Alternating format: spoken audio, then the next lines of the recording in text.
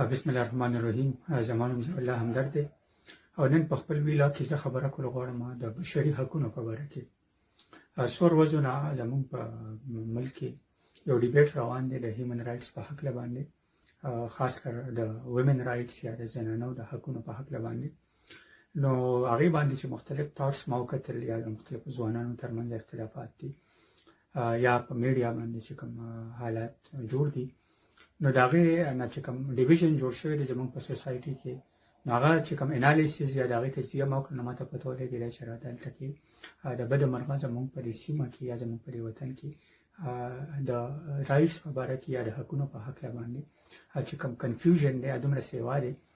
چې کله د مذهب په نوم، کله د قومیت په نوم، کله د ثقافت په نوم هغه چې کوم دی نو ټول یو بل سره خلک په جنګ وي. د معاشرې مختلف طبقات چې وي، که په هغې کې مذهبي طبقه وي، که په هغې کې لیبرل طبقه ده، که په هغې کې پروګرس او ترقي پسند خلک دي، هغه ټول خلک یو بل سره همیشه په جنګ باندې ښکاري په هره معامله کې. او دغه معامله مونږ په دغه کې ولیده په رایټس ایشو کې، خاص کر په دې ریسنټ ایشو کې. نو ما غوښتل چې زه تاسو ته د دې لږ غونډې تجزیه وکړم او تاسو ته د رایټس په باره کې لږ اویرنس درکړم چې رایټس بنیادي توګه باندې یا د حقونه چې دي یا د حقوق چې دي دا راغلي د کوم ځای نه دي. حق چې کوم دی نو بنیادي توګه باندې دا لکه هغه یو سیستم وي کوم چې تا ته آئین، قانون یا یو ادارې درکړې وي، یعنی هغه که په مذهبي قانون کې وي، که هغه چېرته په د ملک په قانون کې وي، که هغه ته په کومه اداره کې کار کوي د هغې قانون کې وي، یا په کومه یونیورسټۍ کې سبق وایي په هغې کې قانون کې وي، یا په کومه کارخانه کې کار کوي د هغې په قانون کې وي، او هغې ته لیکلي چېرې دا کس د دې حق لپاره چې کوم دی نو الیجیبل دی یا دا د حق جوړېږي چې دته مونږ دا ورکړو. مثال په توګه باندې یو طالب علم دی په یونیورسټۍ کې یا په کالج کې سبق وایي او هغه دا وایي چې چونکې زموږ پرنسپل ته چې کوم دی نو هغه ته حکومت یا زما ادارې هغې ورته دفتر ورکړی د مالي رمضان یو دفتر راکړي، نو اوس دا دفتر چې دی دا د کالجونو یا دغه چې کوم رولز دي، کوم قوانین دي، نو په هغې کې به د پرنسپل دپاره هغه ګریډ او د هغه لپاره چې کومه تنخوا ده د هغې لیمټ او دغه شان د استادانو لپاره د هغې چې کوم بینیفټس دي هغه به باقاعده ډیفاین کړی شوي وي. نو که یو طالب علم راشي هغه وایي چې ما له رمضان له یو دفتر راکړي، نو دا که په قانون کې نه وي نو دا حق د هغه نه جوړېږي. نو یو طالب علم که د هاسټل حق لري او هغه وایي چې ما ته د په هاسټل کې کمره راکړي او قانون کې په یونیورسټۍ په قانون کې داسې یو هغه وي چې د سټوډنټانو هر سټوډنټ دا حق دی، نو چې دته به مونږ په هاسټل کې کمره ورکړو، نو بیا دا حق جوړېږي چې هغه کلیم کړي د هغې لپاره جدوجهد وکړي او هغه واخلي. خو که انکیس په قانون کې دا نه وي چې هر یو طالب علم د هاسټل لپاره الیجیبل دی او دې هاسټل کې دته به کمره ورکړو، نو د هغې نه پس دې دا نشي کلیم کولی چې دا زما حق دی. دا زموږ سوسایټیز ډېر کمپلیکس سوسایټیز دي، دا دومره ساده معاشرې نه دي، په دې کې مختلف قوانین د مختلفو ځایونو نه راغلي، یعنې ریاست قانون قوانین دي، بشري قوانین دي، اسلامي قوانین دي، د معاشرې خپل قوانین دي، یا د ټولنې یا د ثقافت چې کوم دی نو خپل ځینې انریټن کوډز وي یا رولز وي، دا ټول هغوی په فوکس کې دي او د هغوی په وجه باندې معاشره کې موږ ته په یو شان خلک نه ښکاري، هېڅ چېرته هم قانون، هېڅ چېرته هم چې کوم دی نو اصول هغه په ټولو خلکو باندې یو شان نه اپلای کېږي، چې په معاشره کې د خلکو سوچونه، د خلکو لایف سټایل هغه بدل وي. په کلیو کې چې کوم خلک اوسېږي هغوی ته کم حقوق حاصل وي، چې په ښارونو کې اوسېږي هغوی ته زیات سهولتونه او حقوق چې کوم دی نو ترلاسه وي. کم کس چې انپړی هغه خو غریب د خپل حق نه خبر هم نه وي چې حق څه ته وي. کم سړی چې تعلیم یافته وي او هغه خبر وي نو هغه د هغې باندې خبره کړي. نو دا شیزونه چې کوم دی نو په معاشره کې همیشه روان وي. خو دا اصل کې دا ټول ډسکورس چې دی د انساني حقونو ده، نو په دې باندې موږ اول ته موږ ته ځان پوهول پکار دی چې د بشري حقونو دا راغلل له کوم ځای نه. نو تاسو ته پته چې دنیا ته موږ ګلوبل ویلیج وایو او دنیا چې کوم دی نو دا ټول په یو ځای باندې یو بل سره لین دین هم کي، د دنیا یو بل سره کاروبار هم کي، یو بل سره تعلقات هم دي. د دنیا په ټولو ملکونو کې د یو ملک او د بل ملک امبیسي وي، د پاکستان امبیسي به په امریکا کې وي، په برطانیه کې وي، د برطانیې امبیسي او د امریکې امبیسي به په دغه کې وي، یا د های کمیشن پاکستان کې وي، دغه شان د انډیا هغه پاکستان کې، د پاکستان هغه به انډیا کې وي. دغه شان د ټول ملکونه په شریک یو بل سره تجارت کې، یو بل سره سیاست کې، یو بل سره تعلقات کې، یو بل سره دوستي دشمني کې، الاینسز جوړي، اتحادونه جوړي. څنګه چې عام کلیو کې خلک یو بل سره تعلقات ساتي، دغه شان دنیا په سطح باندې د تعلقات روان وي. نو دا شان د ټولې دنیا بیا داسې څنګه چې زمونږ په کلو کې یا زمونږ په دغه کې اجروي یا چېرته زمونږ داسې ادارې چې پکې ټول راټولېږي دا شان د دنیا په سطح ځینې تنظیمونه دي ځینې ادارې دي چې په هغې باندې هغه ټول په هغې باندې ټولې دنیا متفق وي او د هغې چې کوم دی نو ځینې قوانین داسې چې د ټولې دنیا لپاره جوړ کړي او هغه ټولې دنیا ورسره منلې وي مثال په توګه باندې متحده ایالتونه ورته یا متحده قومونه یا یونایټډ نیشنز دا یو اداره ده نو دا اداره چې دا د دې دا چې کوم قوانین جوړي د دې بیا سب ادارې دي نور ادارې د دې د لاندې یا دې سره د دې برانچز دي د دې شاخونه دي هغه ټول ادارې په شریکه باندې د ټولې دنیا باندې نظر لري او قوانین کې هر کال د دې په یو سالانه اجلاس کېږي او دنیا کې چې کومه مسلې په هغې باندې دي بحثونه کېږي یو ایشوز هایلایټ کېږي که تاسو خیال کړي ریسنټلی چې کوم دی نو عمران خان تللی او زموږ وزیر اعظم په امریکا کې د کشمیر مسله راوچته کړه او هغه فورم باندې د انډیا والا چې وو هغه ډیفرنټ کوله چې دا زموږ ذاتي مسله ده او په هر نورو چې پاکستان کوم نږدې یا کوم ملګري ملکونو هغوی هم د پاکستان سپورټ کوي کوم چې د انډیا سپورټ ملکونو یا په چې پای کې امریکا هم شامل و هغوی انډیا سپورټ کوله نو دا قسمه پالیټکس په ټوله دنیا کې روان وي خو چې کم قانون دی په شریکه یو بل سره ومني نو هغه بیا هغې باندې ټول دستخطونه کړي نو داسې یو قانون د انساني حقونو لپاره کله چې د اداره جوړه شوه نو د ټولې دنیا چې کوم ملکونو کوم ریاستونو هغې ځینې حقونه هغې منلي دي او هغې ته هغې ولي په شریکه راکېناستل او د ټول کلچر د مختلف قسمه خلکو پکې دا د 1948 یا کله چې پاکستان جوړ شو بس په دغه دوران کې دا څنګه چې پاکستان جوړ شو د یونایټډ نیشنز دغه ورځو کې جوړ شو د نن یو څو کاله مخکې او بیا د هغې نه پس باقاعده چې کوم دی نو دی په شریکه باندې پاکستان د هغې ممبر هم شو زر تر زره او ټوله دنیا د دې ممبر وه نو دی یو قانون جوړ کړو یو ډرافټ یې جوړ کړو او ځینې حقوق یې ډیفاین کړو چې هغې ته یونیورسل ډیکلیریشن اف هیومن رایټس وایي یعنې د بشري حقونو عالمي منشور دا هغه حقونه دي چې هغه ټول قومونه ټول دنیا چې 200 ملکونه دي یا څه کم او بیش ملکونه دي د ټول په شریکه یو بل سره منلي دي او د ټولو په دې باندې دستخط دي نو یونیورسل ډیکلیریشن اف هیومن رایټس یا د بشري حقونو چې کوم منشور دی یا کوم قانون دی په هغې کې 10 دفعې دي یا 10 آرټیکلې دي پکې او هغه 10 آرټیکلې چې دي هغې کې د انسانانو مختلف حقونه چې کوم دي نو ډیفاین کړی شوي دي چې په هغې کې وړومبی چې کوم قانون دی وړومبی آرټیکل دی هغه دغه دا دی یا د هغې مطلب دا دی چې دنیا کې ټول انسانان برابر دي او دی چې کوم دی نو فری دي آزاد دي یعنی انسانان برابر دي او آزاد دي د دې مطلب څه دی د دې مطلب دا دی چې په ټوله دنیا کې چې کوم انسانان پیدا کېږي که د هغه هر رنګ وي که د هغه هره ژبه وي که د هغه هر جنس وي دا برابر دي یعنې که یو سړی افریقا کې پیدا شوی دی د رنګ یې تور دی او یو سړی په استرالیا کې پیدا شوی دی او رنګ یې سپین دی یا سور دی یا زیړ دی یا په یورپ کې پیدا شوی دی او رنګ یې سپین دی نو دا برابر دي د رنګ په حساب باندې دې کې څه فرق نشته دغه شان یو سړی چې کوم دی نو چې کم انسان پیدا شي نو دی فری دی فری مطلب دا دی چې دی به آزاد وي آزاد مطلب دا دی چې دی به هیڅوک غلام نشي ساتلی یعنې پخوا زمانه کې به خلکو غلامان ساتل ملکونه به چې کوم یو ملک به بل ملک فتح کړو نو هغوی به ټول قوم به غلام کو او دا د وختصر نه د تېرو 1400 کالو راسې یو لوبه روانه وه بلکې د انساني تاریخ نه دا را روانه وه دا اوس تقریبا ریسنټلی یا یو نیم سل کاله وشو چې دا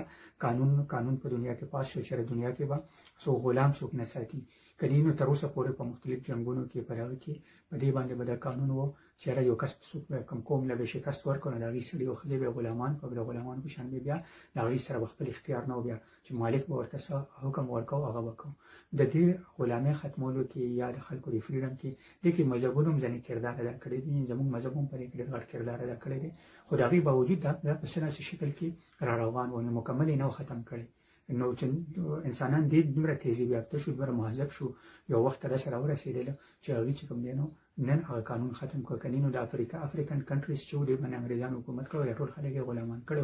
او دې باندې به روډونه کنستل او په دې باندې به کارونه کولو دا شان مسلمانانو به چې څوک کافران راونیسل هغوی به غلامان کړو یا کافرانو به چېرته په جنګ کې مسلمانان ونیسل هغوی به غلامان کړل د غلامۍ دا قانون دا موجود و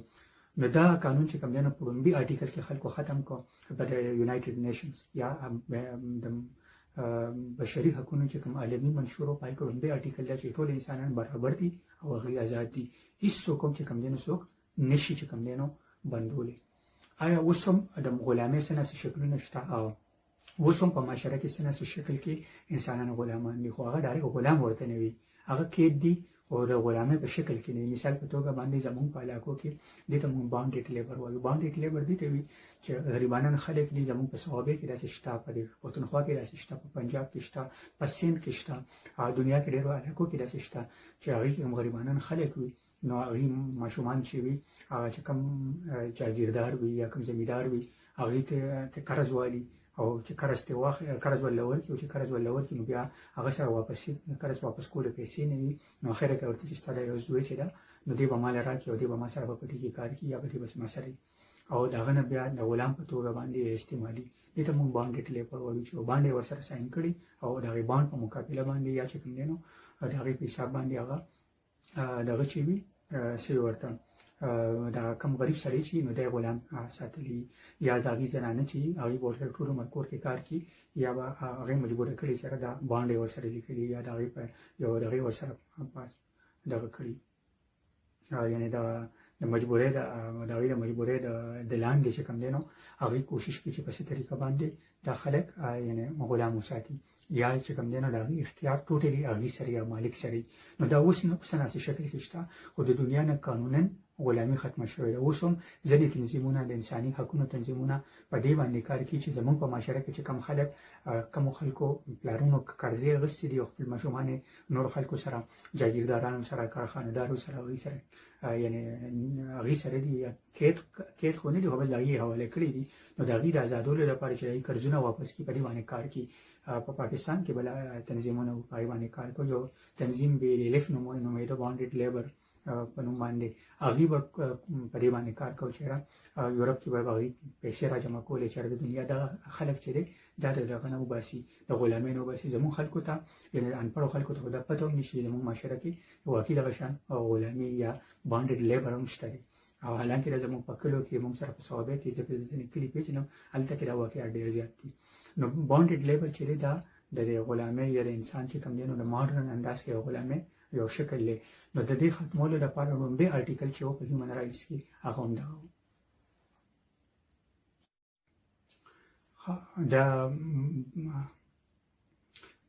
د عالمي منشور چې دی یا د بشري حقونو د عالمي منشور چې کوم دویم آرټیکل دی هغه د ډسکریمینیشن په باره کې دی چې په دنیا کې به چا سره چې کوم دی نو ډسکریمینیشن نه کېږي. ډسکریمینیشن مطلب دا دی چې چا سره به امتیازي سلوک نشي کېدی. څوک به چې کوم دی د چا نه غوره نه ګڼل کېږي یعنې ټول انسانان برابر دي. دا د هغې هغه لومړي آرټیکل فردر اصلاح ده یعنې د دې هغه ډیټیلز دي چې هیڅ شرط هم کوي د انسان به د ریس په بنیاد باندې د نسل په بنیاد باندې د قومیت په بنیاد باندې د مذهب په بنیاد باندې د سیاسي وابستګۍ په بنیاد باندې د قومیت په بنیاد باندې په یو بنیاد باندې به هم انسانانو ترمنځ فرق چې کوم دی نو نه کولی کېږي. ټول انسانان برابر دي. دا د هغې هغه تشریح د بنیادي توګه باندې چې ټول انسانان برابر دي. د چېرته هم نسلي برتري ونی دا نه چې دا پلانکي نسل چې دی دا د هغې نه چې کوم دی نو ښه دی عربیان د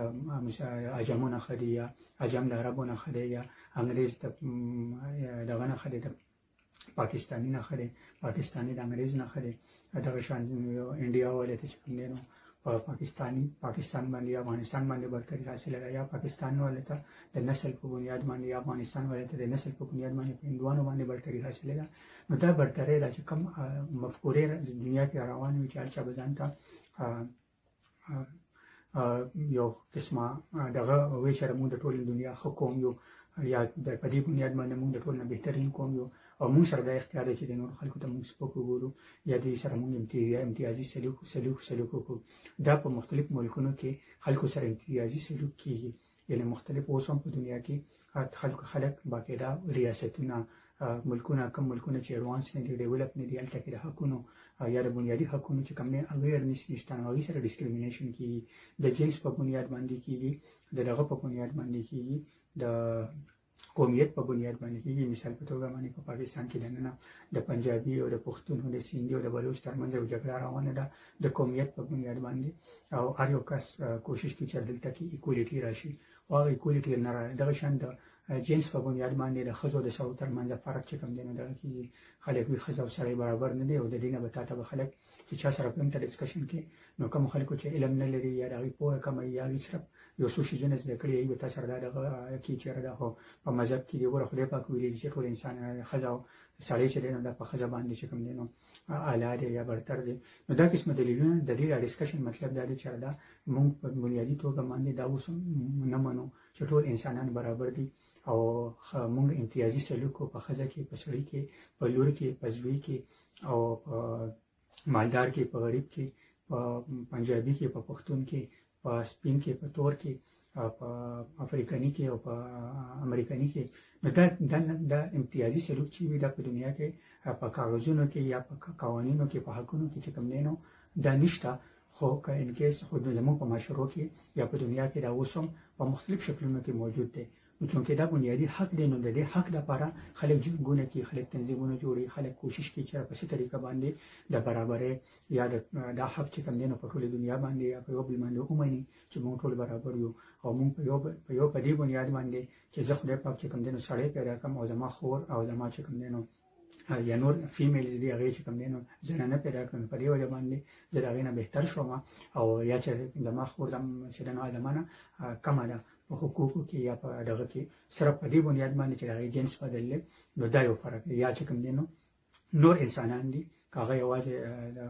ښځه او سړی نه دی کوي، مثلا نور انسانان دي چې هغه د هغوی نور جنسونه دي، مثلا د خواجه سرا وغیره چې دي. نو دا هم زموږ نه چې کوم دی نو کم نه دي. انساني توګه باندې په حیثیت انسان د دې حقونه چې کوم دی نو په قانوني توګه باندې او د حقوقو په توګه باندې دا برابر دي. نو دویم آرټیکل د بشري حقونه چې دی هغه د ډسکریمینیشن په باره کې دی، امتیازي سلوک په باره کې دی چې د مذهب په بنیاد باندې، د نسل په بنیاد باندې، د قومیت په بنیاد باندې، د تعلیم په بنیاد باندې، دغه په بنیاد باندې، د دولت په بنیاد باندې، په یو بنیاد باندې هم چې کوم دی انسانان د یو بل ترمنځ هغوی به چې کوم دی نو تفریق نه کړي او ټول انسانان چې دي دا برابر دي او دوی به یو بل ته ایکول ټریټمنټ کړي. صرف په دې بنیاد باندې چې د نسل چې تاسو نه مخکې نه یو لیبل ولګو چې بس چونکې دا ښځه ده نو دا به کمکلی یا به دا به جاهلي یا به دا ناقص العقل یا به د دې معذره کار نه کړي. نو داسې دا ځان یو بحث دی چې د دې ډیټیلز ته بیا انشاءالله نیکسټ ډسکشنز کې بیا ځو چې اول ما غوښتل چې تاسو ته زه دا آرټیکل ایکسپلین کوم. نو دا دویم آرټیکل چې دی هغه د امتیازي سلوک په باره کې چې په یو بنیاد باندې هم د انسانانو ترمنځ تفریق نه کو یا تفریق چې دی امتیازي سلوک چې دی د هیومن رایټس وایلیشن دی، د بشري حقونو چې کوم دی نو دغه دی د هغې خلاف ورزي ده او په دې باندې کله کوم چا سره چې یعنې په یو بنیاد باندې امتیازي سلوک وکړی شي نو هغه په عدالت ته تللی شي او هغه د هغې تپوس کولی شي. نو په دې بنیاد باندې دلته په امریکا کې یا په یورپي ملکونو کې چې مسلمان سره زیاتي وشي په عدالت ته ځي زه مسلمان یم ما سره زیاتي وکړو یا د رنګ په بنیاد باندې یا په ژبه په بنیاد باندې عدالت باقاعده هغه خپل حق ورکړي چې ولې به ته دغه کړې. نو په دې وجه باندې تاسو وګورئ په دې یورپ کې نن سبا په لندن کې چې کوم د هغې میر دی یا د هغې چې کوم د لندن چې کوم ایڈمنسټریټر دی هغه د پاکستان یو بس ډرایور صادق خان نومې دی. نو هغه د انګریزانو د لندن چې د هغې کومه دارالخلافه ده د هغې میر دی. نو دا قانون دا اصل کې په دغې بنیاد باندې ته ورکړي دا خلک ډسکریمینیشن نه کړي د قومیت په بنیاد باندې یا د دغه په بنیاد باندې چې دی د کوم ملک دی یا کوم ځای دی بس چې د شهري دی د دې ملک نو دته به هغه ایکول رایټس میلاوي کوم چې کوم دی نو په قانون کې ورکړی شوي چې په کوم ځای کې نه دی یو قانون تاته یو حق نه درکړی نو هغه ستا حق نه جوړېږي ته هغه نشي کلیم کولی. نو بنیادي توګه باندې ما غوښتل چې تاسو ته دا آرټیکل هم ایکسپلین کوم. نو دې آرټیکل کې لکه امتیازي سلوک چې دی دا بشري حق چې کوم دی نو د هغې خلاف ورزي ده، د هېڅ چا ترمنځ باندې به اختلاف چې به وي دا چې کوم دی نو د هیومن رایټس وایلیشن دی. مننه. د بشري حقونو چې کوم قانون دی نو په هغې کې یا کوم یونیورسل عالمي منشور دی یونیورسل ډیکلیریشن دی نو په هغې کې دریم آرټیکل چې دی هغه د دې په باره کې دی د ژوند حق په باره کې چې هر چا ته د ژوند حق حاصل دی او یوازې د ژوند حق نه بلکې د هغه د ازادۍ هم او د هغه د سیکیورټي یا د تحفظ هم یعنې د انسان ژوند د هغه چې کوم دی ازادي او د هغه تحفظ دا یو بشري حق دی هر انسان ته دا ترلاسه دی. دا چې کوم دی نو ټوله دنیا منلی یو منلی حق دی او ټول انسانانو ته ورکړی دی. و د دې تشریح سره د دې آرټیکل مطلب دا دی چې هر انسان چې هغه پیدا شي بل کس چې کوم دی نو هغه نشي وژلی که بل چا د هغه ژوند ته نقصان ورسوي نو دی به قانون یا ریاست یا د هغه ملک یا ټول دنیا په شریکه یو ځای کې چا سره د هیومن رائټس وایلیشن کیږي او دا حق د خلکو نه اخیستل کیږي د یو قام نسل کشي رواني یو قام چې کوم دین خلک یې وجني ریاست یې وجني انډیویډوال یې وجني یو ګروپ یې وجني یو مذهبي پارټي وجني نو ټول ریاست با یا ټول دنیا به په شریکه باندې یا د عالمي ادارې چې دی به دا انشور کی چې دا خلک سټاپ کی او د چا ژوند چې کوم دین څوک وانه خلی نو د ژوند چې دی رائټ ټو لایف دا بنیادی حق دی چې دا ټول دنیا منلې ده په عالمي منشور کې نو په دې وجه باندې نه ریاست سره دا حق شته چې د بیګوناه چې کوم دی د چا حق واخلي یا د چا ژوند واخلي او نه یو انډیویډوال سره یو ځای یو شری سره دا حق شته چې بل انسان او وجني یې قتل کی یا دا چې کوم دی د ژوند حق واخلي دا حکم چې کوم دی نو ټول دنیا یعنی منلې دي او ریاستونه د کې بیا ځنې استثناګانې وي چې بعض ریاستونه چې وي هغه چې هغه کوم قوانین وي هغه یو کس بل سړي وجني ریاست هغه قاتلان رانیسي او هغه ته سزا ورکړي او د ریاست ذمہواری او د ذمہواری جوړیږي چې ټول خلکو ته هغه دغه ورکړي خپل حقوق ورکړي په دې وجه باندې هغه معاشره هغه ټولنې هغه ملکونه هغه ترقی یافته او د ژوند قابل ګڼل کېږي کوم ځای کې چې دا حق ریاستونه پروټیکټ کړي یعنی ریاستونه په دې کې کامیاب وي چې خپل شهریانو ته کم علاقو دا کم دغه په ملک کې کوم خلک اوسېږي خپل اوسیدونکو ته یا چې کوم ملک کار څوک یې بهر نم څوک راغلي چې ته دا پروټیکشن ورکړي چې دا خلک په د ژوند چې کوم د دې حق دی د دې تحفظ وکړي نو دا د ریاستونو هم ذمہواري ده د معاشرې هم ذمہواري ده زموږ د ټول انسانانو په یو بل باندې ذمہواري ده چې موږ د یو بل که څوک وژني نو چې موږ یې بچ کړو او که یو کس چې کوم یې څوک وژني چې موږ د هغه لپاره اواز یا غږ پورته کړو چېرې دا انسان وژنه چې کوم دی نو بنده کې که هغه د جنګ په شکل کې که هغه د خلکو ترمنځ اختلاف په شکل کې که د هغې وجوهات هر سي که هغه د مذهب په نوم وي که د غیرت په نوم وي که د بل څه په نوم وي نو دا زموږ د انسانانو مشترکه اخلاقي ذمہواري ده چې موږ په دې باندې کار وکړو چې د رائټ ټو لایف چې دی یعنې انسانانو چې کوم بنیادي ژوند دی یا د ژوند کم حق دی هغه انسانان چې کوم دی یو بل سره ومني او دغه شان د انسانانو رائټ ټو لیبرټي دا یعنې په دې کې د انسانانو د ازادۍ هم چې کوم دی نو تحفظ او د ازادۍ هم چې کوم دی نو ګارنټي ورکړی شوې ده چې هر انسان آزاد دی په خپلو ډیسیشنز کې په خپلو فیصلو کې او یو خاص عمر نه پس چې کله انسان عاقل او بالغ شي نو دا د حق جوړیږي چې د خپل ژوند فیصلې په خپل وکړي دا حق چې کوم دی نو عالمي منشور کې ټولې دنیا او د ټولې دنیا ملکونو منلې دي سره د پاکستان چې ټول انسانان چې دي د دې چې کله دی عاقل او بالغ وي نو دی په خپل فیصلو کې په خپل مرزي کې د دې اختیار دی چې دی څنګه فیصلې کول غواړي د ژوند لپاره نو دی هغه وکړي الا چې دی هغه فیصله باندې بل چاته نقصان نه نو هر یو انسان ته دا حاصل دی دغه شان د تحفظ چې دی د انسان تحفظ دا د رایت دی معاشره به چې کوم دی نو ټول باوند دی ریاست باوند دی د انسانان چې مختلف ملکونو کې د خپل حکومت له ټیکس ورکړي حکومت پولیس ساتلي فوج یې ساتلي ادارې یې ساتلي د دې مقصد دپاره ساتلي چې دا خلک څوک ونه وژني چاته څوک نقصان ونه رسي څوک د چا نه غلا ونه کړي او دا د دې عزتونه محفوظ وي د دې کورونه محفوظ وي د دې جایداد محفوظ وي د دې مال محفوظ وي د دې ډیګنیټي عزت نفس محفوظ وي دې باندې چې څوک لاس وانه چې څوک ورته چې کوم نقصان ونه رسي بغیر د کنسنټ نه کنسنټ مطلب دا دی چې یو کس چې کوم دی نو رضامندي دوه کسان پر رضامندۍ سره کاغذ مینه کی کاغذ یو بل سره واده کی کاغذ یو بل سره تعلق ساتي نو دا حق ټول دنیا چې کوم دی نو منلې دی د بشري حقوقو په 4م آرټیکل کې هغه د غلامۍ په اړه کې څنګه چې ماته ستو چې غلامي چې د دې یو تاریخ دی نو په دې آرټیکل کې بنیادی توګه باندې دا ویل شوی دی چې یو انسان سره هم د حق نشته نه یو کارخانه‌دار سره نه یو مالک سره نه یو مالدار سره چې هغه یو بل خپل مزدور هغه غلام وساتي په کارخانه کې یا هغه سیوا کاروالي او نه چرته یو بل انسان سره نه حکومت سره دا حق شته چې نور انسانان چې کوم غلامان ډیکلیئر کی او هغه غلامان کی نو دا هم د انسان د ازادۍ او د انسان د حق بنیادی حق دی او دا عالمي حق دی عالمي منشور کې د یونیورسلي اکسپټډ حق دی ټول دنیا دا منلې دي چې ټول انسانان چې دي د آزاد دي او د غلام څوک غلام نشي جوړولی نو د دې بیا مختلف تشریحګانې دي په مختلف مذهبونو کې ځینې قوانین داسې شته چې کوم سیاسي شکل کې غلامي مني اکسپټ کړي ده ځینې مذهبونو چې کوم نو د دې د ختمولو لپاره ډېر ګامونه پورته کړي دي دا ځینې ملکونو کې دغه شکلونه په مختلف انداز کې اوسم په دنیا کې سیاسي شکل کې خلک کوشش کی چې زیات نه زیات حقونه چې کوم دي نو غریبانو ته مظلومانو ته محکومانو ته کمزورو لپاره چې کوم دی نو هغه ترلاسه کړي خو دا حق څوک ورکوي نه حق چې حقونه اخیستل چې وي دا یو پروسس وي او دا ډېر اوږد پروسس وي په دې باندې ټایم لګي د دې لپاره ایفرټس پکار وي د دې لپاره چې کوم دی نو خلک بله قربانۍ ورکړي نو په مزه معاشره په مخ کې ځي دا نن سبا چې کوم ډیولپډ ترقي یافته معاشرې دي په دې کې به دا مومنټس چلیږي او دا چې کوم فیز نه زموږ معاشره تېرېږي د کم وخت نه نو د دې نه دا ملکونه تېر شوي دي یعنې زموږ په وطن کې زموږ خلک چې کوم دی نو انګریزانو غلامان کړي وي ډېر طاقتور ملکونه دي او هغوی یو غریب ملک چې دی غلام کولی نه شي جنګونه ورسره وکړي او دغه وکړي خو ډایرکټ چې کوم دی نو هغه د غلامي نه شي ډکلیر کولی هیڅ چا سره هم چې کوم دی دا حق نشته چې قانوني توګه باندې دا څوک غلام ډکلیر کړي مخکې به دا خلکو په قانوني توګه باندې چې کوم دی نو خلک به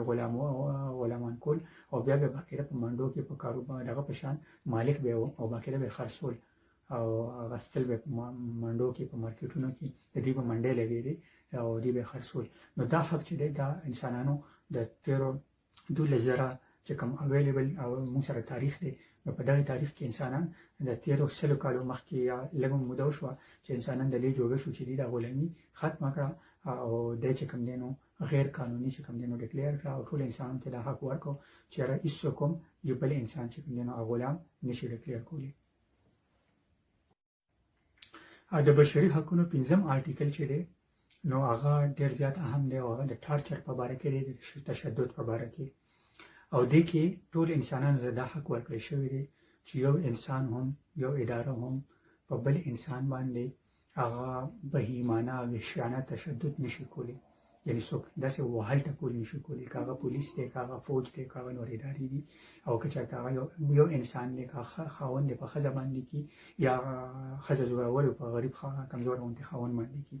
یعنی یو انسان سره هم یو استاد په طالب علم باندې وکړي په ښه نیت باندې کي په بد نیت باندې کي نو تشدد چې دی که هغه په ښه نیت او په بد نیت دا چا سره هم دا اختیار نشته دی یعنی دا یو بشري حق دی کم انسان چې په بل انسان باندې تشدد وکړو که هغه ماشوم وي که هغه ښځه وي که هغه زوی وي که هغه چې کوم دی نو دغه وي یو پولیس والی وي او دغه قیدي وي نو دا د انسان ته دا حق نشته دی دا یو بشري حق دی انساني حق دی چې هغه چې کوم دی نو دغه باندې تشدد ونه کړي کم انسان چې په بل چا باندې تشدد کړي نو هغه د هیومن رایټس وایلیشن کې د بشري حقونو خلاف ورزي کې د دې لپاره یو ځان لا باقاعده کنونشن شو هغې ته دي انګریزي کې ورته کیټ وي کنونشن اګینسټ ټارچر او په پښتو کې په دغه کې دی چې کنونشن اګینسټ ټارچر تشدد خلاف کنونشن نو دا یو پای کې دا د دې ټول ډیټیلز چې کوم دی نو ایکسپلین شوي دي او د دې پوره بیا مخکې ډېر زیات وضاحت دی کړی دی چې په کوم حالت کې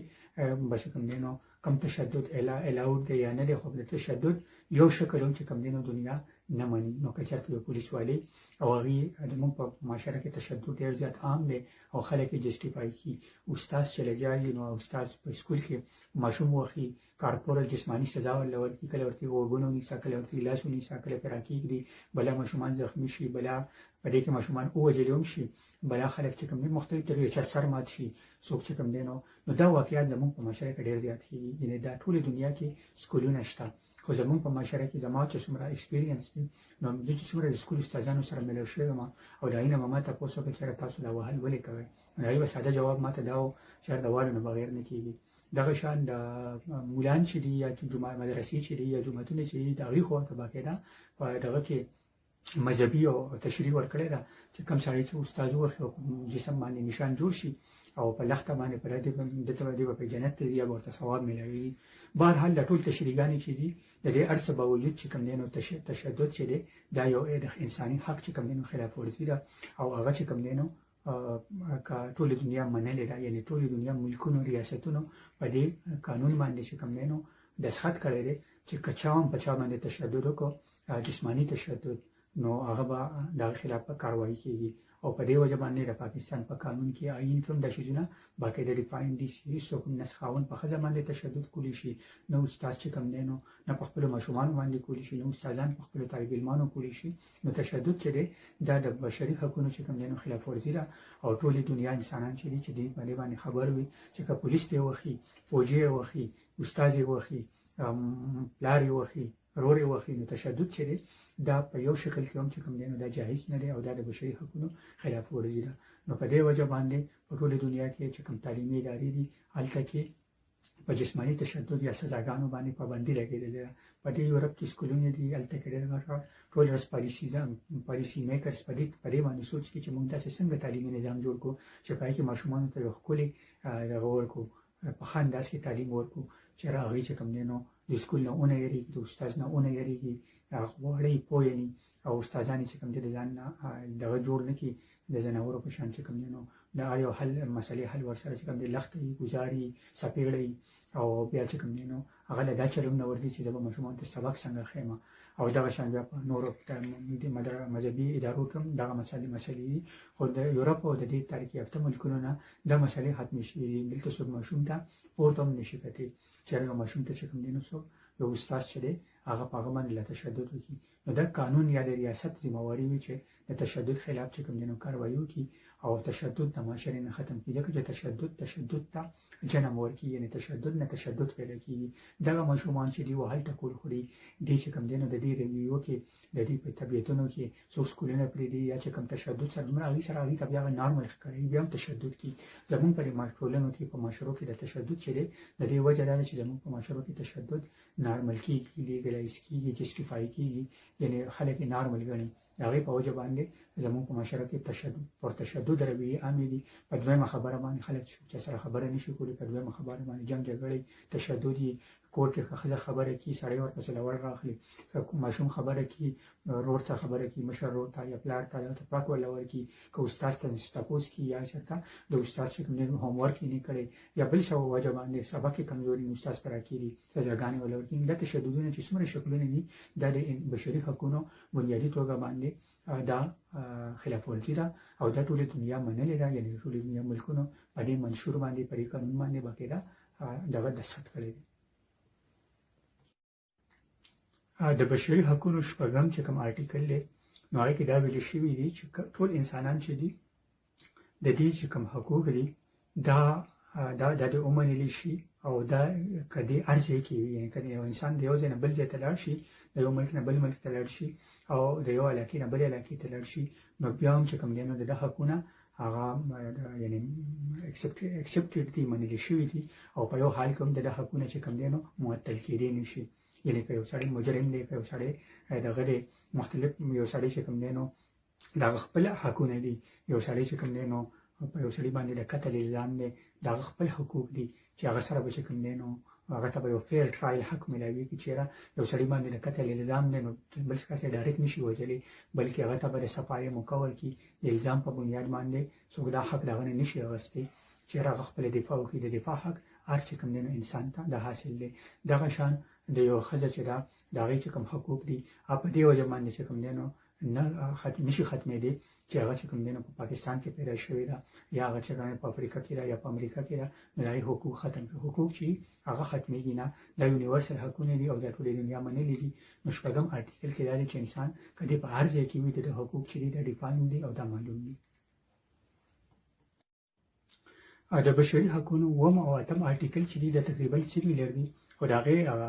کرکس چې دی مختصر توګه باندې مطلب یې دا دی چې ټول انسانان چې دي دا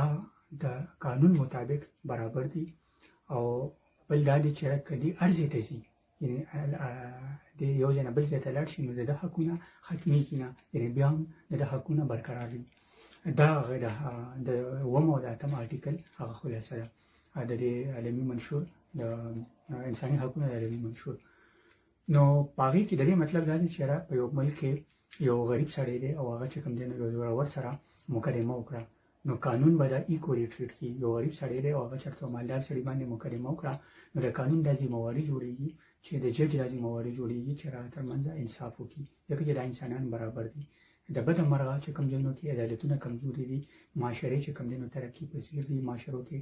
چې کوم غریب سړي ته یو شان مالدار عمره حقونه نه ورکېږي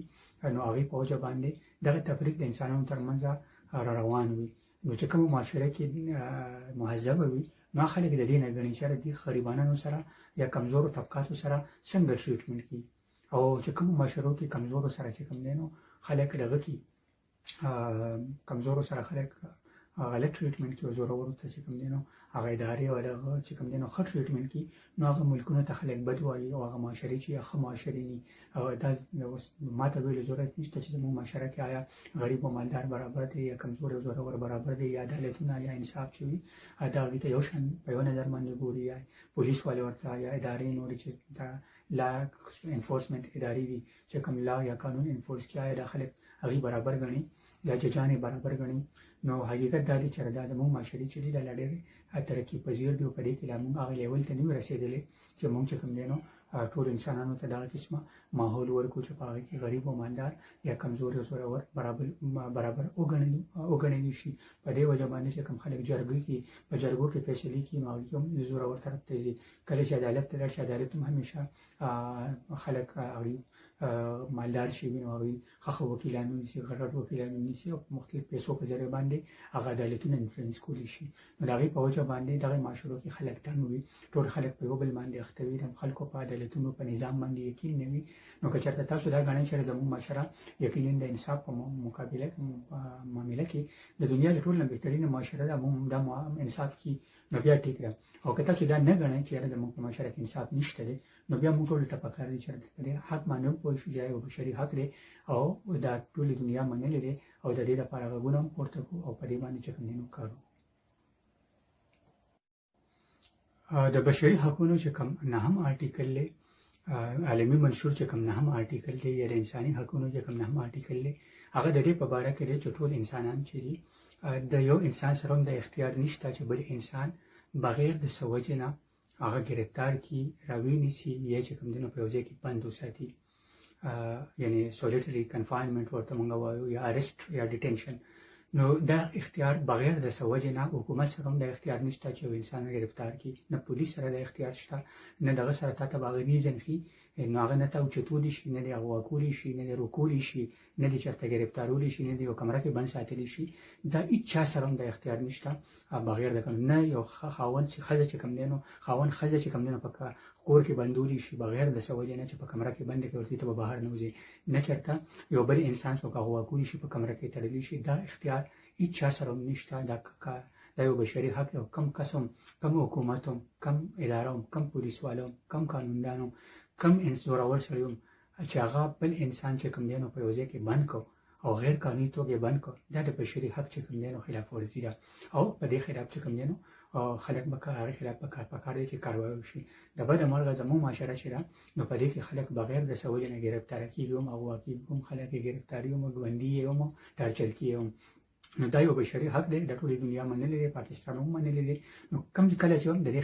خلاف ورزي کېږي نو د دې خلاف پکار دی چې خلک غږ اوچت کړي ځکه چې دا یو انسان سره په معاشره کې کېږي د هر چا سره کېدی شي په دې وجه باندې که تاسو وګورئ زموږ په معاشره کې زموږ په وطن کې چې کوم خلک دا مومنټس چلي نو هغوی کوشش کوي چې یاره دا غیر قانوني چې کوم دی نو حراست چې ورته وي یا غیر قانوني اغوا ورته وي یا د مسنګ پرسن دا ایشو چې ده نو دا په دغه کانټیکسټ کې ځکه چې دا یو بشري حق دی هیومن رایټ دی یعنی بشري حق دی او څوک هم د دې خلاف ورزي کوي چې کله سړی حکومت ته ګرفتاري ریاست ته ګرفتاري پولیس ته ګرفتاري تا ته به هغوی وجه ښي بغیر د وجې نه که تا ګرفتاري دا ستا د بشري حق چې کوم دی نو خلاف ورزي ده او دا جرم دی نو دا هېڅ چا سره هم اختیار نشته نه د ریاست سره شته نه بل چا سره شته چې بغیر د څه وجې ښودلو نه بغیر د څه الزام نه بغیر د څه FIR نه یو کس چې کوم دی نو هغه یا بغیر د څه الزام نه یا د قانوني طریقې کار نه یو بل انسان اغوا کړي یا اوچت کړي یا ګرفتار کړي دا د بشري حق چې کوم دی نو خلاف ورزي ده نو دا زورور خلک یې کړي ډېر زورور خلک بدماشان یې کړي حکومتونه یې کړي ریاستي ادارې یې کړي خو دا د بشري حقونو خلاف ورزي ده او دا هېڅ چا سره هم د اختیار نشته نو اکثر تاسو خیال کړي بشري ډېر خلک په دې باندې کار کوي او هغې کې د مختلف طبقو خلک شامل دي مذهبي ډلې وي سیکولر خلک پکې هم وي لیبرل پکې هم وي هغې کې د سیاسي ورکران هم وي عام خلک پکې وي خو دا بنیادي توګه باندې هغه حق دی چې دا چې کوم دی نو یونیورسل ډیکلریشن اف هیومن رایټس یا چې کوم دی نو د بشري حقونو کوم عالمي منشور دی په هغې کې ټول انسانانو ته د نړۍ یا د دنیا ټول انسانانو ته ورکړی شوي دي د بشري حقونو چې کوم لسم آرټیکل دی هغه هم فیر ټرایل دی یا د رایټ ټو فیر ټرایل چې هر چا ته د خپل ځان د دفاع پوره چې کوم دی نو حق حاصل دی بشري حق حاصل دی یعنې یو کس په چا باندې الزام ولګو نو هغه به خپل دفاع چې کوم دی نو پوره هغه ته دا حق ترلاسه دی چې هغه چې کوم دی د خپل ځان دفاع وکړي. د دې مطلب دا دی چې یو کس ولګېد او په بل انسان باندې چې کوم دی نو یو الزام ولګاو او الزام یې ولګاو نو هغه ته ډایرکټ سزا نشي ورکولی، بلکې هغه به چې کوم دی نو هغه ته به دا موقع ورکړي چې خپله دفاع وکړي او هغه دفاع چې کوم دی نو قانوني معاملې د کورټ اف لا کې یا په عدالت کې چې کوم دی نو د خپل ځان دفاع وکړي او هغه وایي چې دا جرم چې کوم دی ما نه دی کړی یا په ما باندې الزام دی او هغه که انکیس یا قصوروار نو هغه ته به عدالت سزا ورکړي او که بې قصوره عدالت به پرېږدي. نو د دفاع د حق چې دی دا چې کوم دی نو هر چا سره بنیادي توګه باندې هغه ترلاسه دی. د بده مرغه زموږ په معاشره کې چې کوم قتلونه کېږي، کوم جرمونه کېږي، نو هغې کې اکثر خلکو ته د دفاع حق نه ورکولی کېږي. یعنې یو کس په چا باندې الزام ولګاو ډایرکټ ورپسې ټول خلک ونښلي او ډایرکټ کوشش کوي چې هغه چې چا الزام لګولی دی نو د هغې طرف وکړي او هغه بل سړي ته دا حق سره مني نه چې یاره ده ته دا حق چې کوم دی نو مذهبونه هم ورکړی دی، دا حق قانون هم ورکړی دی، دا حق یونیورسلي اکسپټډ یا ډیکلیرډ حق دی چې هر انسان چې په هغه باندې څوک الزام ولګي او هغه به خپله دفاع کړي او هغه ته به د فیر ټرایل مطلب دا دی چې هغه سره به زیاتې هم نه کېږي، هغه ته به داسې انداز کې حق ورکېږي چې هغه په ښه انداز باندې چې کوم دی نو هغه خپله دفاع وکړي. مثال په توګه باندې په پاکستان کنټیکسټ کې باید را ایکسپلین کړم چې یو سړي باندې داسې الزام ولګېد چې ده چې کوم دی نو ښځې سره زنا کړې ده، نو چې د ښځې سره زنا کړې ده نو هغه به هغه ثابتي او چې کوم سړي باندې الزام لګولی دی هغه به راوځي او هغه به ځان ته هغه ته به دا موقع ورکړي چې هغه یو فیر ټرایل کې عدالت کې هغه چې کوم دی نو خپل جرم د خپل ځان دفاع وکړي، د وکیل په ذریعه یا په خپله باندې چې کومه قانوني طریقې چې هغه دفاع وکړي. دغه شان یو کس دی په بل چا باندې د مذهب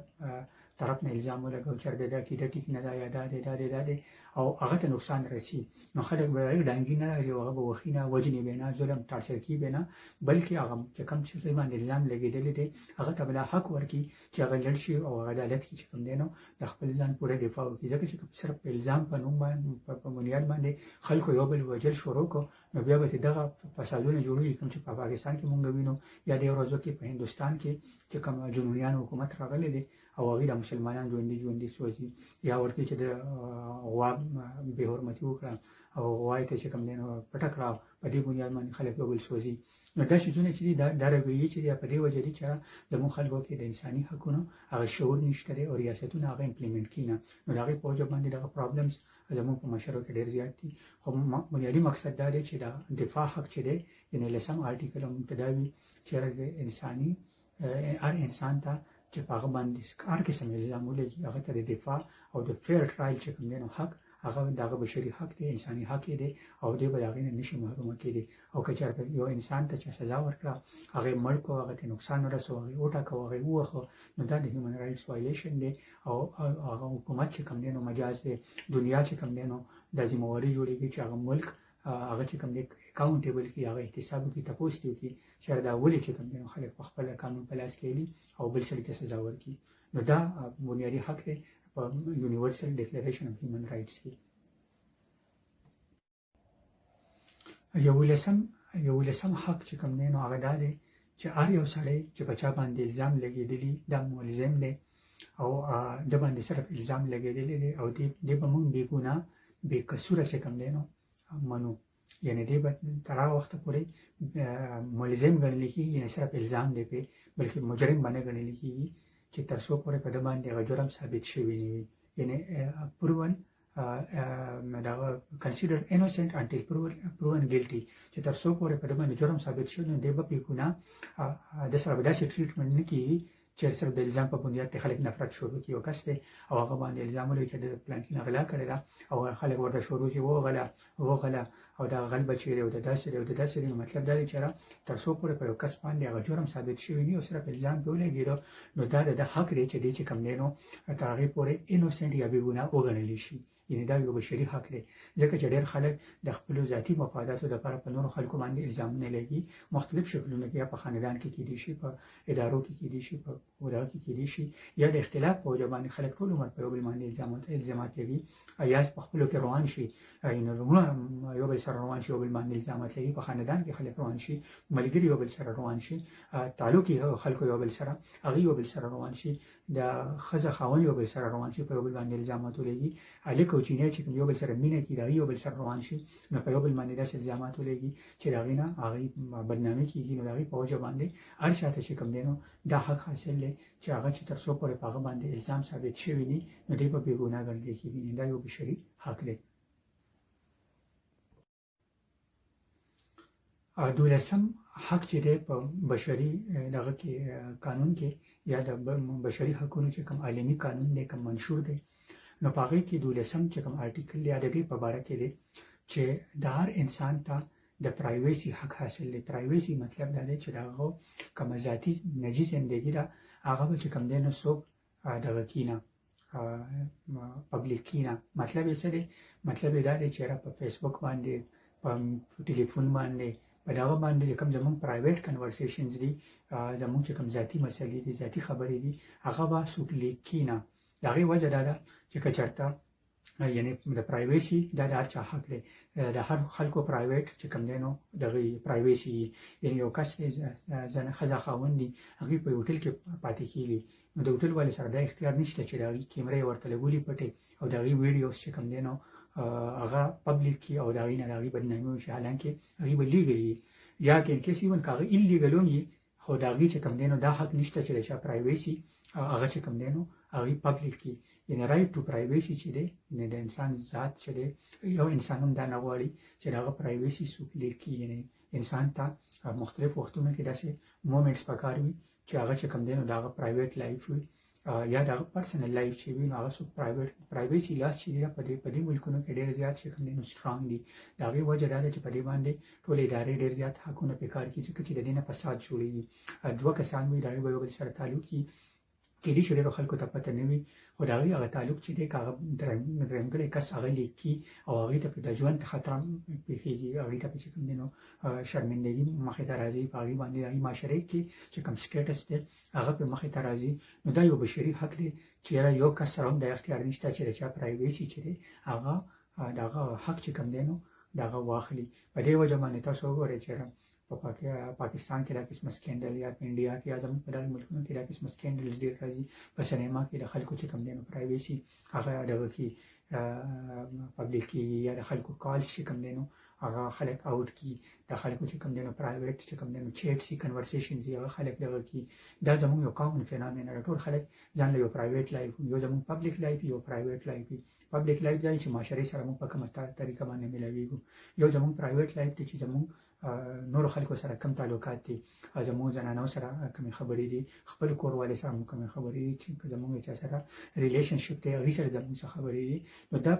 بشري حق دی انساني حق دی چې زما پرایویسي چې دا یا ستاسو پرایویسي چې دا هغه بل څوک نه لیکي او دا هغې پرایویسي به پروټیکټ کړي. نو پرایویسي پروټیکشن چې دی دا د هغې چې کوم دی نو د ادارو هم ذمهواري جوړېږي او کوم ځای کې چې زموږ پرایویسي ولنریبل وي هغې ته خطره وي نو دا د ادارو یا د حکومت یا د متعلقه تنظیمونو ذمهواري وي چې هغوی په دې باندې کار وکړي چې د خلکو پرایویسي چې وي د خلکو ذاتي ژوند چې وي هغه پبلیک نه شي هغه عوامو ته لړ نه شي. نو دا یو بشري حق دی او دا د بشري حقونو یو ډېر اهم آرټیکل دی او د دې په بنیاد باندې مختلف کمپنۍ چې وي مختلف ادارې چې وي فیسبوک او ټویټر او واتس اپ او دا فون کال کمپنۍ چې دي دا ټول په دې باندې کار کوي چې د دې پرایویسي چې کوم دی د چا لیک نه شي ځکه چې د دې نه به ډېر غټ فساد په معاشره کې جوړ شي ځکه چې څوک هم نه غواړي چې هغه پرایویټ چیټس د هغه پرایویټ چې کوم دی نو خبرې د هغه پرایویټ ګپ شپ د هغه پرایویټ چې کوم دی نو کوم ځکه چې انسان په مختلف حالتونو کې مختلف شکلونو کې وي دی چې کله نارمل خبرې کوي نو دی بل شان وي دی چې زنانه سره خبرې کوي دی په بل شان وي دی چې خپلې ښځې سره خبرې کوي دی په بل شان وي که دی چېرته چا سره مینه کوي دی به هغې سره بل شان وي. نو د انسان چې څومره مختلف حالتونه دي د هغې لپاره د پرایویسي حق چې دی دا یو بشري حق دی او کله چې دا وایلیټ شي نو دا پکار دی چې د هغې خلاف چې کوم متعلقه ادارې دي هغوی پرې کار وکړي یا په دې باندې هغه په عدالت ته تللی شي او عدالت کې کم کس چې د پرایویسي لیک کړي دی پرې راښکلی شي او هغه ته د هغه نه هرجانه اخیستې شي که د ده بېعزتي شوي دی چې څومره الزام پرې لګولی شي یا څومره مطالبه پرې کولی شي نو عدالت به ورته وکړي چې ته د هغې په مقابله کې یا پیسې ورکړه یا هغه کوم سړي چې د هغه پرایویسي لیک کړي هغه ته به وایي چې د دې کس ته چې کوم دی نو ته سزا ورکړه که پیسې جرمانه پرې نه شي لګولی بیا به سزا ورکړي. نو پرایویسي چې دی د چا رایټ ټو پرایویسي دا ډېر امپارټنټ حق دی او دا د ټولو انسانانو یو بشري حق دی او دا په عالمي منشور چې دی په هغې کې منلې شوی دی. په بشري حقونو کې چې کوم 15 حق 14 حق دی نو هغه دا دی چې د هر یو انسان ته دا حق ترلاسه دی چې هغه چېرته هم تللی غواړي هغه تللی شي یعنې په یو ملک کې دننه چې هغه چېرته هم تللی غواړي هغه څوک منع کولی نه شي یعنې یو سړی د وزیرستان په بارډر باندې افغانستان په بارډر باندې پاتې کېږي او هغه پنجاب بارډر ته تللی غواړي نو په لاره کې به دې څوک نیسي نه د سره د فریډم اف موومنټ چې دی د بنیادي حق دی چې دته به چې کوم دی نو انساني حق دی چې دی به څوک منع کړي نه که یو سړی وي چې زه کراچۍ ته ځم که یو سړی وي چې اسلام آباد ته ځم که د اسلام آباد والا کراچۍ ته ځي کراچۍ والا اسلام آباد ته ځي د یو ځای نه بل ځای ته ځي یا د یو ادارې ته ځي نو هغه سره دا حق نشته دی تر څو پورې چې هغه قانون کې داسې تبدیلي نه وي راغلې چې هغه ته هغه ځای کې الیجیبل نه یا الاود نه وي نارمل چې کوم دی کوم فریډم دی چې فریډم چې دی هغه ته لیمیټ کولی نه شي نه څوک پابند د دې نشي پابند چې به د ثوابې نه بهر نه وځي یا به د پېښور نه بهر نه وځي یا به د مردان نه بهر نه وځي یا به اسلام آباد نه بهر نه وځي دا هغه لیمیټ کولی نه شي دا تر څو پورې چې هغه داسې څه خطرناک چې کوم دی دهشتګردي یا په هغه باندې ریاست داسې څه په داسې واقعاتو کې ملوث ني چې په هغه باندې نو په عام حالاتو کې هیڅوک هم په چا باندې دا پابندي نشي لګولی چې ته د یو ځای نه بل ځای ته نشي تللی یعنې څوک ریسټریکټ کولی نه شي یو علاقې ته چې کوم دی نو محدوده کولی نه شي دا یو بنیادي حق دی او دا په بشري حقونو کې په 14 نمبر باندې ډېر اهم حق دی ځکه چې دا مسلې هم ډېرې زیاتې اکثر خلک الاود نه اوس هم زموږ پر ملک کې پر وطن کې په وزیرستان کې کیمپونه دي باقاعده هغه خلک چې کوم دی نو هغوی کیمپ نه بهر نشي وتی هغوی ته دننه څوک نشي تللی دغه شان بلا ایشوز دي چې په هغې باندې خلک چې کوم دی د هغوی ته هغه رایټ ټو فریډم اف موومنټ چې دی یعنې د انسانانو د آزادانه نقل و حرکت چې دی هغه نه ورکولی کېږي نو دا بنیادي حق دی او چې کوم خلک د دې خلاف ورزي کوي نو د بشري حقونو خلاف ورزي ده او حکومت ته پکار دی چې د دې خلاف یا هغه کاروایي وکړي او حکومت یې کوي نو بیا د بشري حقونو ادارو ته پکار دی چې هغه حکومتونو باندې هغه په عالمي فورمونو کې هغه هایلایټ کړي او هغوی چې کوم دی نو حکومتونه سټاپ کړي چې د چا د بشري حق چې کوم دی نو وانخلي بشري حقونو کې 15 حق دا دی چې هر انسان ته چې کوم دی نو د قومیت یا د یو ملک شهریت چې کوم دی نو د اخیستو هغه حق دی او دا دغه بشري حق جوړېږي د هغې وجه دا چې د وخت کې دنیا په ټوله دنیا چې دا په مختلف ملکونو کې تقسیم دي دنیا د ځمکه ده په دې باندې دا او 9.5 اربه انسانان چې یا د 900 کروړه انسانان چې اوسېږي نو دا په مختلف ملکونو کې تقسیم دي نو دې چې د دې بیا ځینې حقوق دي او هغه دا دي چې دې سره د یو ملک شهریت وي نو دې په هغې ملک کې دننه هغه د هغې ملک چې کوم مختلف فیسیلیټیز دي هغې ته الیجیبل شي یعنې دې تعلیم ته یا د هغې چې کوم دی نور کوم صحت ته یا نور چې کوم هسپتالونه دي یا تعلیمي ادارې دي په هغې کې سکالرشپې دي یا د هغې کې تعلیم اډمیشن دی دغه قسمه حقونو ته هغوی بیا الیجیبل وي که یو کس په یو ملک کې اوسېږي او هغه ته حکومت شناختي کارډ نه ورکړي پاسپورټ ورته نه ورکړي شهریت ورته نه ورکړي نو دا د هیومن رایټس یا د انساني حقونو یا د بشري حقونو د هغې خلاف ورزي د هیومن رایټس وایلیشن دی چې هغه چې کوم دی نو د چا نه یو ملک یو شهري نه دغه شهریت دغه منسوخ کړي نو دا بشري حق دی یونیورسلي اکسپټډ چې کوم دی نو ډیکلیئرډ حق دی چې ټولې دنیا یا د ټولې دنیا حکومتونو د دې مجاز دي چې هغه په دې باندې عمل وکړي که کم کس هم یا یو ملک هم د چا شهریت چې کوم دی نو کینسل کړي چې هغه ملک شهري نو هغه حکومت چې دی د هغه نه متعلقه ادارې دا تپوس کولی شي په هغه عالمي فورم کې چې تا د پلان کې چې کوم دی نو سټیزن د رایټ ټو نیشنلټي چې دی نو دا یا سټیزنشپ دا تا ولې چې کوم دی نو کینسل کړی دی یا ولې منسوخ کړی دی او هغه به باقاعده وجه ورکړي چې د ډاکومنټس نشته یا د بل ځای نه راغلی یا بل ملک نه خو دا د هر شهري یا د هر ملک چې کوم دی نو شهریت چې کوم دی نو دا د حق دی خو بیا د ځینې ملکونو بیا قوانین وي یعنې په زمونږ په خلک سعودي ته لاړ شي په هغې کې چې کوم دی نو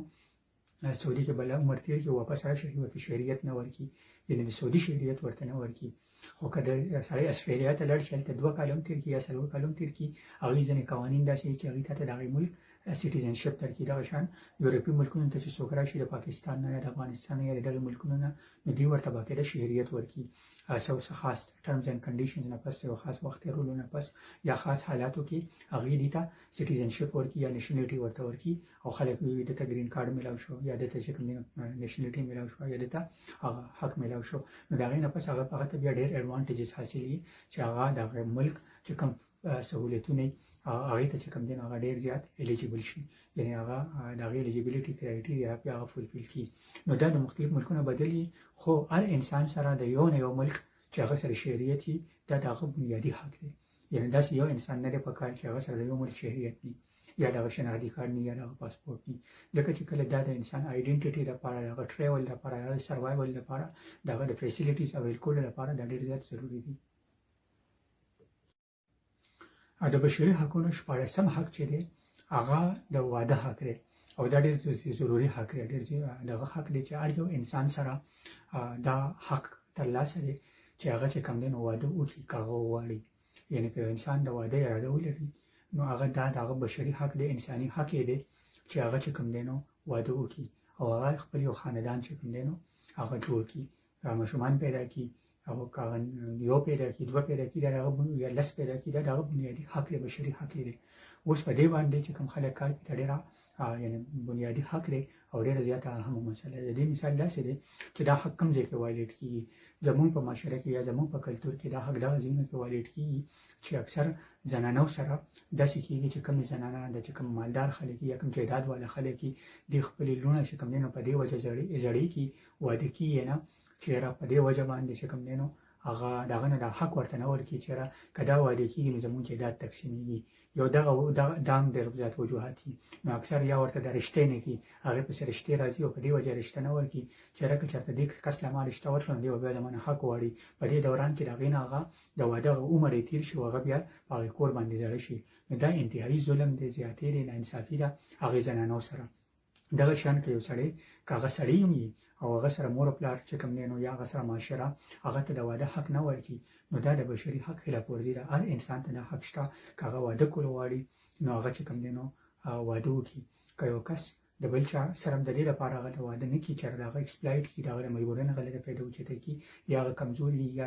مفاداتو په وجه باندې حالات ورته داسې جوړ کړي، دا اصل کې د بشري د انساني حقونو چې کوم دی نو خلاف ورزي ده. او مذهب کې هم چې کوم دی نو ډېرې سخته ګناه ده چې یو کس چې کوم دی نو څوک د بشري حقونو نه هغه محرومه کړي. نو دا یونیورسلي ډیکلیریشن یونیورسلي چې کوم اکسپټډ رایټس دي، ډیکلیئرډ چې کوم دی نو هیومن رایټس دي، په هغې کې دا چې کوم دی نو ډېر اهم یعنې 14م آرټیکل دی چې هر انسان ته د هغه ښځې او که سړي هغه ته د واده حق چې کوم دی نو ترلاسه دی. او زموږ په معاشره کې زموږ پښتون کلچر کې اکثر ښځه داسې وي چې یو ښځه واده وکړي او هغه کونډه شي نو هغه د دویم خاوند بیا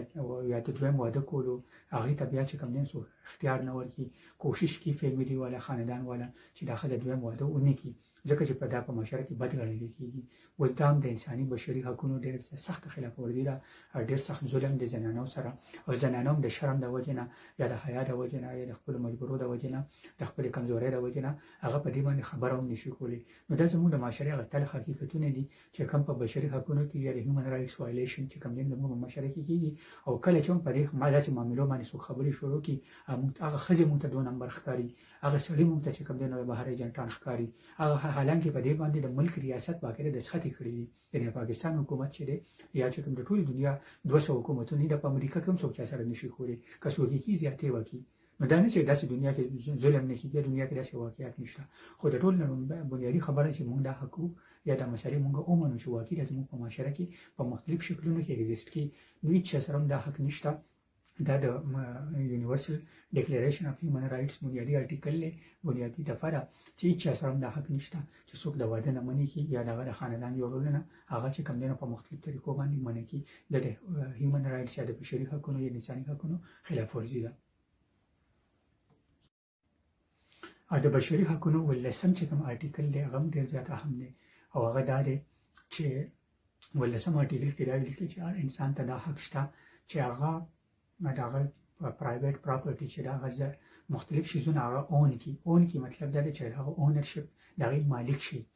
مثلا کدي ساغستل خرڅول غواړي، کدي ځمکه اخیستل غواړي، کدي دکان اخیستل غواړي، کدا ښځې او کدي سړی، نو هر انسان ته دا حق دی چې دی چې کوم دی ځان له شیزونه اخیستی او خرڅولی شي. د دې تشریح داسې کیدی شي مختصر توګه باندې چې مخکې زموږ د ملک دا یو قانون و، دا یو دور و چې کوم سړی به زموږ په معاشره کې کسبګر و، یعنی هغه به نایي و، هغه به چې کوم دی نو ډم و، هغه به چې کوم دی نو جولا و، هغه به ترکاڼ و، هغه به صاحب جایداد نو، هغه به چې کوم دی نو موچي و، هغه به د معاشرې چې کوم دی نور څومره کوم طبقې دي یعنی لوهار به کولال به، هغه به دې ته الیجیبل نه و چې هغه ځمکه واخلي، یعنې هغه پسې به انتقال نه کېده، د وراثت انتقال به ورپسې نه کېده. نو که دې خلکو که ډېر مالدار خلک پخوا زمانه کې پاتې شوي وو، نو که دې غوښتل چې یاره موږ ځان له ځمکه واخلو، نو دا حق ورته قانون نه ورکو. د بټو په زمانه کې بیا دا قانون چې کوم دی جوړ شو چې یاره غریبانان خلک یا دغه زموږ چې کوم کسبګر خلک دي، دا خلکو سره هم چې کوم دی نو دا قانون د دې حق دی او دا ورته ریاست ورکو. نن چې کوم دی نو هغه خلک ولګېدل او هغوی بله ځان له جایدادونه واخیستل، کورونه یې جوړ کړه، خپل کورونو کې اوسېدي به همیشه د بل چا په کنډرو کې اوسېدلو او په پردو کورونو کې به اوسېدل. نو دا قانون چې دی دا په مزه د پاکستان کې 40-50 کاله مخکې په پاکستان ریاست ومنو او په دنیا کې هم چې کوم دی نو ټولې دنیا کې اوس منلی شوی قانون دی او کم کس هم چې په چا باندې دا پابندي ولګي چې ته کاروبار نشي کولی، ته چې کوم دی یو شی اون کولی نشي، ته ځان له یو شي اخیستلی نشي، نو دا د بشري حق وایلیشن دی، د بشري حقونو خلاف ورزي ده. د بشري حقونو چې کوم 13 آرټیکل دی هغه هم ډېر زیات اهم دی، په هغې کې د مختلفو خلکو ترمنځ د مختلف اختلافات هم دي، خو دا حق دا دی چې هر یو سړي ته د خپل سوچ او د فکر ازادي ده، دا یو بشري حق دی او دا ټولې دنیا منلی دی، د ټولې دنیا ملکونه په دې دستخط کړی دی. هغه دا دی چې هر انسان چې هغه وغواړي چې کوم مذهب اختیارول غواړي نو هغه اختیارولی شي، هغه چې کومه سیاسي نظریه اختیارول غواړي هغه اختیارولی شي، چې کوم فکر هغه کول غواړي هغه ته د فکر او د سوچ مکمل ازادي ده، چې د کوم سوچ وي که هغه لیبرل وي که هغه مذهبي وي هغه سره د اختیار شته. خو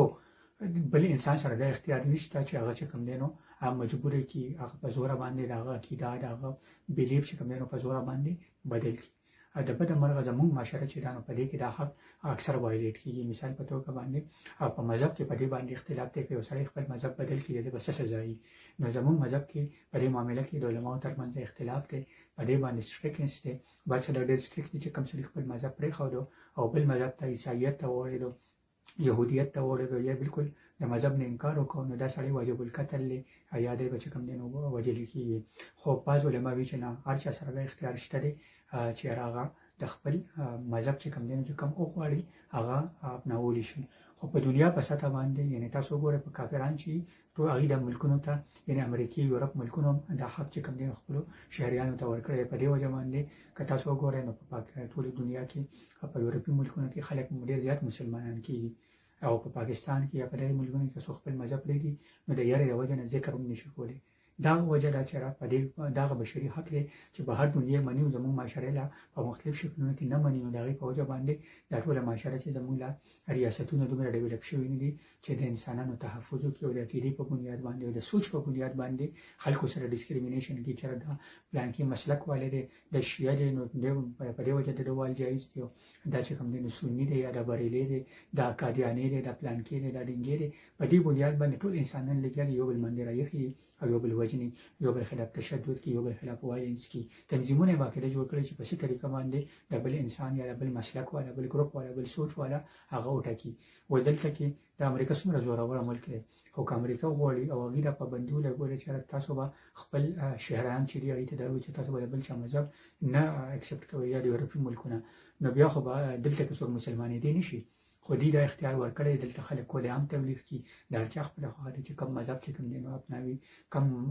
عقیده، کوم سوچ لري، کوم سیاسي نظریه لري، کوم عقیده لري، خو د سوچ د ازادي چې ده نو دا چې کوم دی نو بنیادي بشري حق دی او دا په بشري حقونو چې کوم عالمي منشور دی په هغې کې دا انسانانو ته ورکړی شوی دی او کوم ملکونه، کوم معاشرې، کوم خلک چې د دې خلاف ورزي کوي هغوی خلاف چې کوم دی نو هم دنیا مجاز ده چې د هغوی نه تپوس وکړي او چې په کومه طریقه باندې په هغوی باندې پابندي لګي، پرشر پرې اچي، په کومه طریقه حکومتونه هغوی چې کوم دی نو تپوس دي کړي، نو دا اختیار بیا هغې انټرنیشنل ادارو سره بشري حقوقو ادارو سره د بشري حقوقو اکټیویسټانو سره میډیا سره هغوی سره دا شته چې هغه متعلقه ملکونه چې کوم دی نو هغوی اکاونټیبل کړي د هغې احتساب وکړي چې خلکو باندې د چا په سوچ باندې پابندي لګول شي دي دا د بشري حق چې کوم دی نو خلاف ورزي ده یعنې یو انسان څنګه چې ما سره څوک یو انسان سره څوک په دې باندې هغه نشي وجلی چې ته مسلمان ولې شوې نو بل انسان په دې باندې هم نشي وجلی چې ته عیسایي ولې شوې خو مه تاسو ته چې په دې باندې د علماو ترمنځ په مذهب کې دننه اختلاف دی نو زموږ معاشره له دا حق په هغه انداز کې نه دی منلی خو د دې باوجود چې کوم دی نو ټوله دنیا دا یو بشري حق مني او په دې باندې د انسانان چې دي یا د بشري حقونو کارکنان چې په دې باندې کار کوي چې په ټولو ریاستونه دا حق ومني هر انسان سره چې د هغه کوم سوچ دی هغه په سوچ کې یا په عقیده کې د هغې په بیلیف کې هغه با اختیاره وي نو دا د انسانانو یو بشري حق دی او په مختلف معاشرو کې د دې مختلف امپلیمنټیشن دی یعنې بعض معاشرې د دې کې ریلیکسیشن کوي بعض په دې کې سختۍ کوي او د مختلف معاشرو چې کوم جوړښت وي د هغې مطابق چې کوم دی دا حق هغې ته یا ورکول کېږي یا چې کوم دی د خلاف ورزۍ روانې دي خو دا یو منلی شوی چې ټولې دنیا منلی دی او د ټولې دنیا ملکونو په دې باندې دستخط کړی دی نو دا یو بشري حق دی نو لسم حق چې دی په بشري حقونو کې دا ډېر زیات اهم حق دی او دا ډېر زیات چې کوم دی نو بشري حق دی او د دې نه ډېرې زیاتې غویمې ډېرې زیاتې مسلې جوړېږي په ټوله دنیا کې خو د دې باوجود مختلف ملکونه چې وي هغوی کوشش کوي چې زیات نه زیات چې کوم دی نو د خلکو ته د وینا ازادي ورکړي او چې څومره د وینا ازادي زیات وي دومره مو ته معاشره ترقي یافته ښکاري دومره هغه معاشره سیولایزډ لګي دومره هغه خلک چې کوم دی نو د علم چې کوم دی نو معاشرې وي هغه معاشره کې چې کوم دی د علم او د قدر وي د یورپي معاشرې چې دي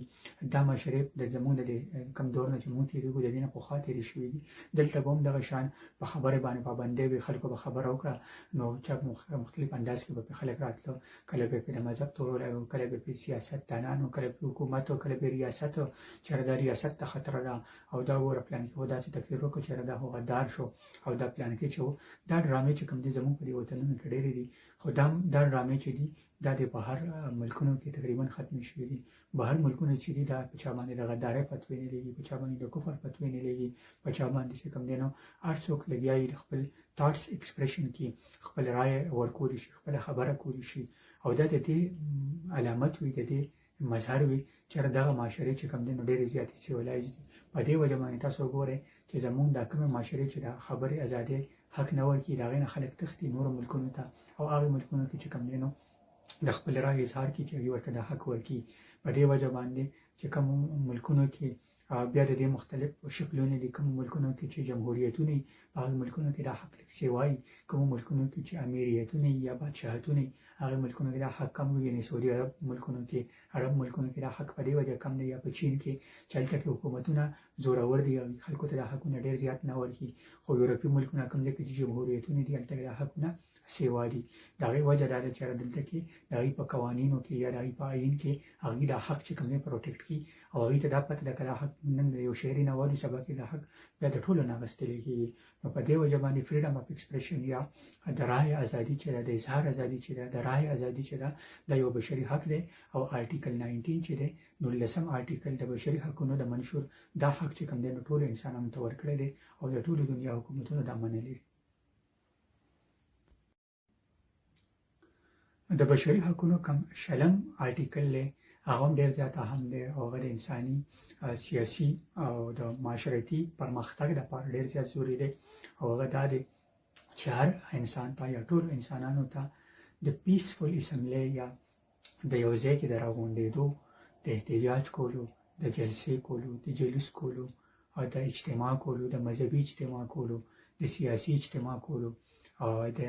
واک کولو دا اختیار دی د اجازت دی او دا د هغوی بشري حق دی یو حکومت یو ټولنه په بل چا باندې یا په بل ګروپ باندې په بل مسلک باندې په بله سیاسي پارټۍ باندې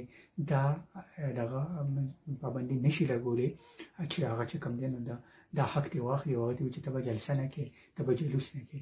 کله چې هم حکومت یا ریاست دا حق د خلکو نه واخلي نو حکومت ظالم ګڼلی کېږي هغه د بشري حقونو خلاف ورزي کېږي او ټوله دنیا هغې ته په بد نظر ګوري او دنیا کې چې څومره د بشري حقونو ادارې دي په دې باندې نظر ساتي چې کله کم ملک یا کم د وطن یا کم ریاست کم حکومت د خلکو نه دا حق واخلي نو دا د بشري حقونو خلاف ورزي ده. په دې وجه باندې که یو کس چې کوم دی نو هغه راغونډېږي او هغه وایي چې موږ په شریکه ټول راغونډېږو ځان له یو اجتماع کوو، هغه د مذهبي اجتماع وي، تبلیغي اجتماع وي، که سیاسي اجتماع وي، که هغه چېرته سیاسي اجتماع وي، که هغه چېرته د قام پرستو اجتماع وي، که سیاسي جلسه وي، که هغه چېرته د پاکستان په کنټکسټ کې د منظور پښتون جلسه وي، که هغه چېرته د ANP جلسه وي، که د پیپل پارټۍ جلسه وي، که د جماعت اسلامي جلسه وي، که د عمران خان جلسه وي، که هغه د احتجاج وي، که هغه چېرته د طالب علمانو احتجاج وي، که هغه چېرته د زنانو احتجاج وي، که هغه چېرته د ماشومانو احتجاج وي، د طالب علمانو احتجاج وي، که هغه چېرته د تاجرانو احتجاج وي، د ډاکټرانو احتجاج وي، د ملازمانو احتجاج وي، د مزدورانو احتجاج وي، هیڅ چا سره هم دا حق نشته چې د هغې نه دغه حق واخلي. دا یو بشري حق دی او د ټولې دنیا منلی دی. کله چې هم یو حکومت یو ریاست د مزدورانو نه، د زنانو نه، د طالب علمانو نه، د سړو نه، د سیاسي کارکنانو نه، د مختلف سیاسي پارټو نه دا حق واخلي او بغیر د څه وجې نه او ریزن ورته نه ورکړي نو د هغې نه پس دغه ریاست چې دی دا ظالم ګڼلی کېږي او دا د بشري حقونو خلاف ورزي ګڼلی کېږي. نو دا حق چې دی په دې وجه باندې د ښځو د مارچ چې دی په دې باندې چې دا کوم بحث روان دی نو دا ټول خلک دا ګڼي چې هېڅ چا سره هم دا حق نشته چې څوک ځان ته خپلې نارې وي مارچ کړي او ته د بې حیایۍ په نوم باندې یا د مذهب په نوم باندې یا د بل څه په نوم باندې ته هغوی پسې چې کوم دی نو ډنډې راولې یا هغې وټاکې یا په هغې تشدد وکړي یا که هغه چې کوم یا په پولیس چې کوم دی لاټي چارج وکړي. دا پولیس چې څومره لاټي چارج یې کړي پیسفل ډیمانسټریشن باندې پولیس سره هله هغې اختیار ملاویږي هغې ته هله حکومت ته ریاست ته دا اختیار وي چې یو ځای کې جلوس راغونډ شي خلک راغونډ شي او هغې بل چا ته نقصان رسي د هغې چې کوم دی نو پراپرټي تباه کړي یا جلاو کېراو کړي نو دغه وخت کې بیا ریاست سره دا اختیار وي یا یو کس باندې تشدد کړي خلک راټول شوي دی یو بل سړی راوجني نو دغه وخت کې حکومت ته دا اختیار دی چې دا خلک د دې خلاف فورس استعمال کړي او دا خلک سټاپ کړي. خو که انکې دغه خلک پیسفول وي دي چې ته نقصان نه رسېږي خپلې مطالبې کړي خپلې غوښتنې کړي نو دا بنیادي حق دی او دا بنیادي حق د ښځو هم دی د سړو هم دی د مزدورانو هم دی د زنانو هم دی د اجراګانو هم دی د انسان د هر کیټګري د خلکو دی نو دا یو بشري حق دی د رایټ ټو اسمبلی یعنې د خلک د اجتماع چې کوم حق دی یا د پیسفول اسمبلی دا حق چې دی بشري حق دا د ټولو انسانانو یو بشري حق د ټولې دنیا او د ټولې دنیا ملکونو په دې باقاعده په دې منشور باندې دستخط یې کړي دي او دی منلی دی.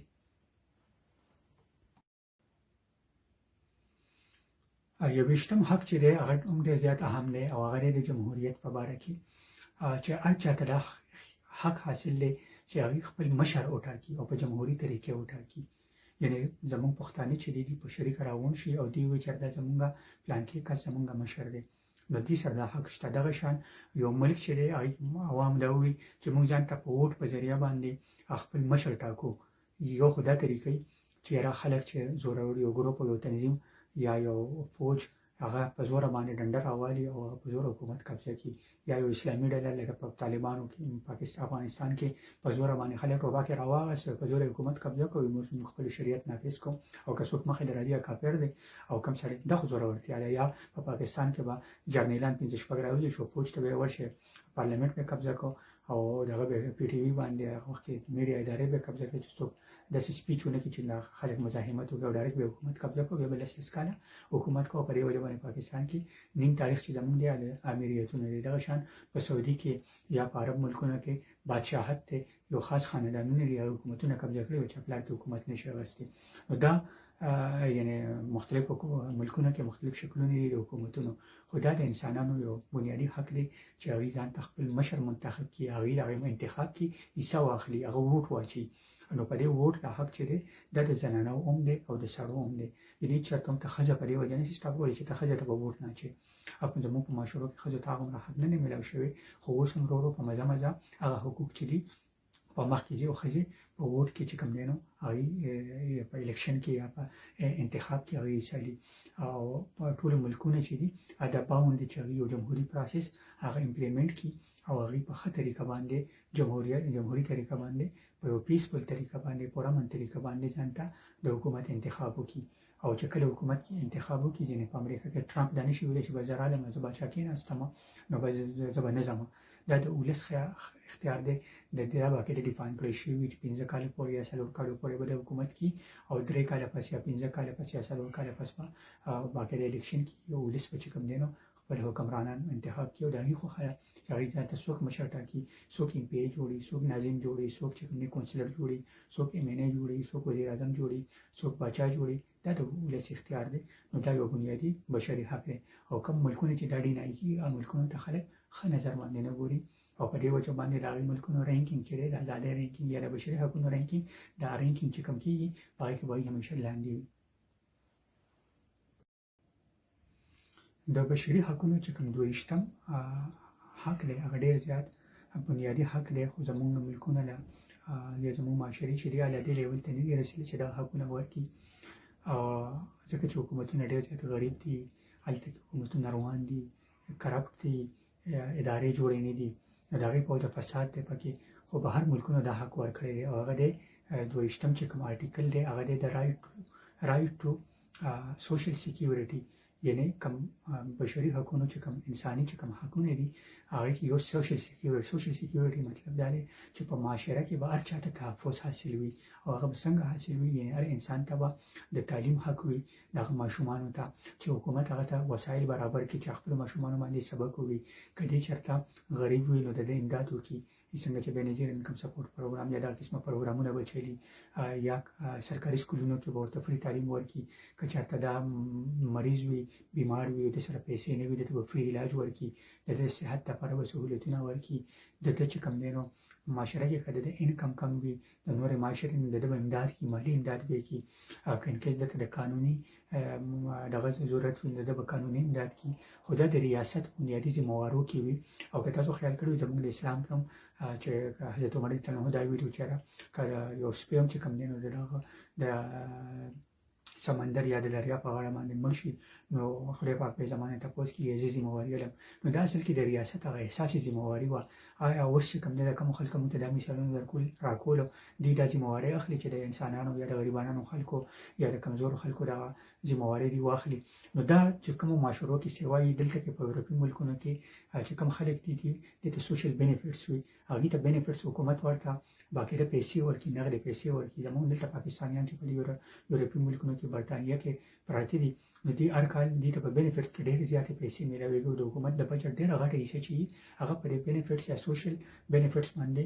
خلکو ته ورکړي هغې خپل سټیزنس ته هم ورکړي او د دې ځای چې کوم خلک شی نیشنلټي اخیستي که پاکستانیان وي که افغانان وي که عربیان دي او که دغه دي هغوی ته هم هغه بین ماشومانو د تعلیم لپاره ورله پیسې ورکړي د هغوی د صحت لپاره یا د هغوی د خرچې لپاره کم خلک چې روزګار نه لري د هغوی جابس نه وي نو دا د حکومت ذمهواري وي چې هغوی ته د سوشل سیکیورټي لپاره چې په معاشره کې د هغوی تحفظ وي تحفظ چې د هغوی ماشومان څوک ایکسپلایټ نه کړي د هغوی د مجبورانو څوک فایده اوچته نه کړي نو دا یو بشري حق دی انساني حق دی او دا د حکومتونو فرض دی ذمهواري ده چې دا حق چې کوم دی نو امپلیمنټ کړي خو ما تاسو ته ووایي چونکې زموږ معاشرو کې دا حقوق څوک پېژني هم نه په دې وجه خو دا دومره زیات فساد روان دی چې څوک هم دا خبره کوي نو ډایرکټ په یو طرف نه بل طرف نه راتاو شي څوک وي دا بېحیایي خوري څوک وي چې کوم دی نو وي دا ملک خلاف دی کوم چې د ژوند حق غواړي زمونږ د سیمو کې کوم څوک چې امن دپاره غږ اوچتي نو دا د پلانکي ملک ایجنټ دی د پلانکي ملک نو دا قسمه پروپاګانډا او ډرامې ورپسې په میډیا کې وچلي او هغه خلک خاموش کړي یا ایسولیټ کړي یا یوازې کړي یا ویري نو دا ډرامې چې دي د زمونږ په سیمه کې خو دا یو بشري انساني حق دی او چې کوم تعلیم یافته باشعوره مهذب او ترقي یافته ملکونه دي هغوی دا حقونه منلي دي او هغوی باقاعده د خپلو ولس د کمزوري ولس باقاعده مالي مرسته هم کوي او د هغوی ته معاشره کې تحفظ هم ورکړي سوشل ریسپانسیبلیټي یا سوشل سیکیورټي دا هغه بنیادي حق دی چې هغه په بشري حقونو کې منلی شوی دی او ټولې دنیا ملکونو مشرانو په دې باندې باقاعده دستخط یې کړي دي او د دې مجاز دي چې هغوی دنیا د دې مجاز دا یا هیومن رایټس چې کوم دي ارګنایزیشنز چې دي د دې مجاز دي چې کوم ملکونه د دې وایلیشن کوي د هغوی نه تپوس وکړي بشري حقونو کې چې کوم 23م آرټیکل دی هغه د جاب یا د نوکرۍ د ملازمت په باره کې دی او د هغوی د ملازمانو یا د ملازمانو د حقونو په باره کې دی او هغه هم ډېر زیات اهم دی چې هر انسان ته د نوکرۍ د ملازمت کولو او هغه ته چې کوم دی نو د فیر ملازمت کولو او د یو خاص تنخواه چې کوم دی نو هغه ته حق حاصل دی مطلب دا دی چې یو کس مزدوري کوي نو د هغه ځینې حقوق دي چې کارخانه‌دار یا مالک چې دی هغه چې کوم دی نو په هغه باندې سیوا دغه ونه کړي، د هغه چې کوم اجرت دی یا د هغه چې کومه مزدوري ده چې ورته په ټیم ورکړي، پوره یې ورته ورکړي، ویې نه خوري ترې، که هغه ترکاڼ دی، که هغه بیلکار دی، که هغه مزدور دی، که هغه چېرته کنسټرکشن ورکر دی، که هغه په کارخانه کې چې کوم دی ورکر دی، که هغه سرکاري نوکر دی، که پرایویټ کمپنۍ کې ملازم دی، نو د دې ځینې حقوق دي او دا حقونه چې کوم دی نو هغه حکومت باوند دی چې هغه دا انشور کړي، او په دې کې چې چا سره زیاتې کېږي نو د دې لپاره بیا خپلې ادارې په هر ملک کې او هغوی کوشش کوي چې دا انشور کړي. مثال په توګه باندې مزدورانو چې کوم حقونه نو په هغې کې یو حق دا دی چې ته پرې د اتو ګنټونه سیوا جواب نشي کولی. دغه شان د کم نه کم اجرت چې دی یو کس تا سره د میاشتې کم کار وکړو او تا ملازم ساتلی نو کم سے کم تنخواه په پاکستان کې خو تېر ماته چې یاد 14,000 روپو ته رسېدلې وه. د دې مطلب دا دی چې کم کمپني، کم محکمه، کمه اداره چې هغه د 14,000 روپو نه کمه میاشت کمه تنخواه ورکړي نو دا د هیومن رایټس وایلیشن دی، د بشري حقونو وایلیشن دی. خو د بده مرغه زموږ په معاشره کې چونکې عدالتونه، ریاستي ادارې یا بشري حقونو کوم ادارې دومره مضبوطې نه دي، نو په دې وجه باندې د دې باوجود خلک د هغې ایکسپلایټیشن کوي، د مزدورانو د خلکو ته پوره تنخواه نه ورکړي، د مزدورانو ته پوره اجرت نه ورکړي،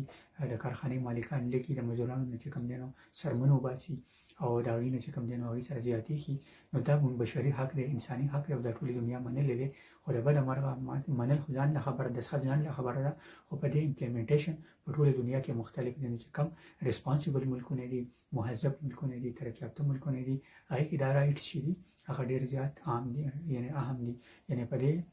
یورپي ملکونو کې کم خلک چې مزدوري کوي هغوی چې یعنې 8 ګنټې نه سیوا پې څوک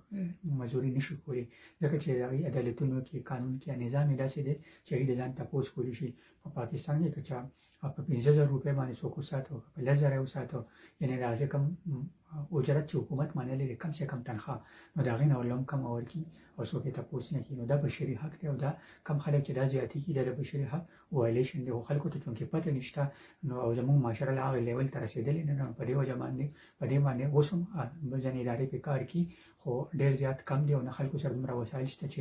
کارخانې، ځکه چې خلک یېرېږي که چېرته تپوس کوم نوکري مې ځي، نو مختلف طریقو باندې خلک ایکسپلایټ کوي. ایکسپلایټ کولو مطلب دا دی چې ته د چا مجبورۍ نه غلطه فایده واخلې، او زموږ معاشره کې خو دا ډېر زیات عامه خبره ده چې ټول خلک د خلکو یو بل د مجبورۍ نه غلطه فایده وچتي، او چې بیا خبرې ته راشي نو بیا تاسو ته چې کوم دی نو مولانو، تاسو د سیاستدانانو دغه به چې د هغوی ډایلاګونه واورئ نو هر یو به درته وایي چې زموږ معاشره خو داسې ده، دا یورپ چې کوم دی زموږ خلاف سازش کوي، موږ خو دا دی چې دغه نه مجبورۍ نه غلطه فایده وچتو، او دا خو ډېره بهترینه معاشره ده. حقیقت دا دی چې زموږ معاشره د دنیا په بدترین معاشرو کې چې د اوسېدو هم قابله نه ده، او چې سړی پکې څومره کمزوری دی دومره ترې خلک د مجبورونه غلطې فایدې وچتي، نو دا یو بشري حق دی او دا په ټولې دنیا چې کوم دی نو هغه منلی دی. 40 حق چې دی یا په یونیورسل ډیکلریشن اف هیومن رایټس کې یا د بشري حقونو کوم عالمي منشور دی نو په هغې کې 40 حق دا دی چې هغه ډېر زیات اهم دی، ډېر زیات امپارټنټ دی، او هغه دا دی چې هر چا ته هغه ته دا حق حاصل دی چې هغه لوبې وکړي، هغه ځان ریلیکس کړي. اوس دا وګوره څومره زیات امپارټنټ حق دی چې یو انسان ستړی دی یا ماشومان دي د هغوی د لوبو حق چې دی دا یو بشري حق دی، انساني حق دی. هېڅ چېرته هم مور او پلار، استادان هغوی دا نشي کولی چې په ماشومانو باندې په دې پام چې دی به بلکل لوبې نه کړي، دی به کرکټ نه کړي، دی به بهر لوبې نه کړي، دی به پارک ته نه ځي، یا په یو مشران چې دي هغوی چې کارخانې نه راشي نو هغوی چېرته ریلیکس کېدی نشي. د ریلیکس کېدو حق چې دی یعنې دمه کېدل، یو هر انسان چې کوم دی نو یو انسان مشین نه وي، د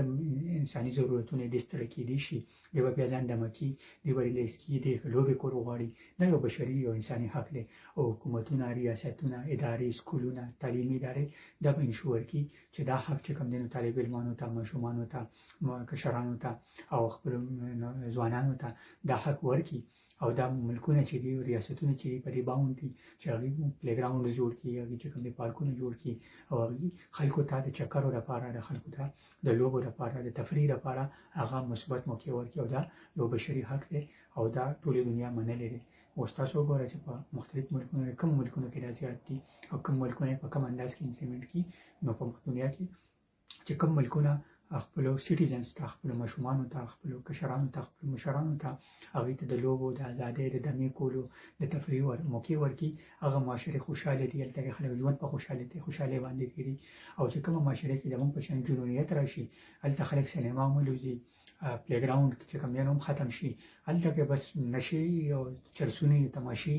او د هغې هغه اثرات دا چې خلکو د تفریح چې کوم دی مثبت دغه نه میلاویږي. نو خلک 24 hours نه چېرته تلاوت کولی شي، نه چېرته 24 hours چې کوم دی نو خلک جاب کولی شي، محنت کولی شي، نه 24 غنټې چې کوم دی نو خلک نور کارونه کولی شي. دا انسانانو فطري ضرورت دي، فطري تقاضې دي چې د تفریح کولو لپاره مثبت موقع میلاو شي چې د په هغې باندې تفریح وکړي. د بده مرغه زموږ معاشرې چې دي په دې دا کوم وروسته دي، او دا چې کوم ترقي یافته ملکونه دي یا چې کوم زموږ نه چې کوم اډوانس ملکونه دي،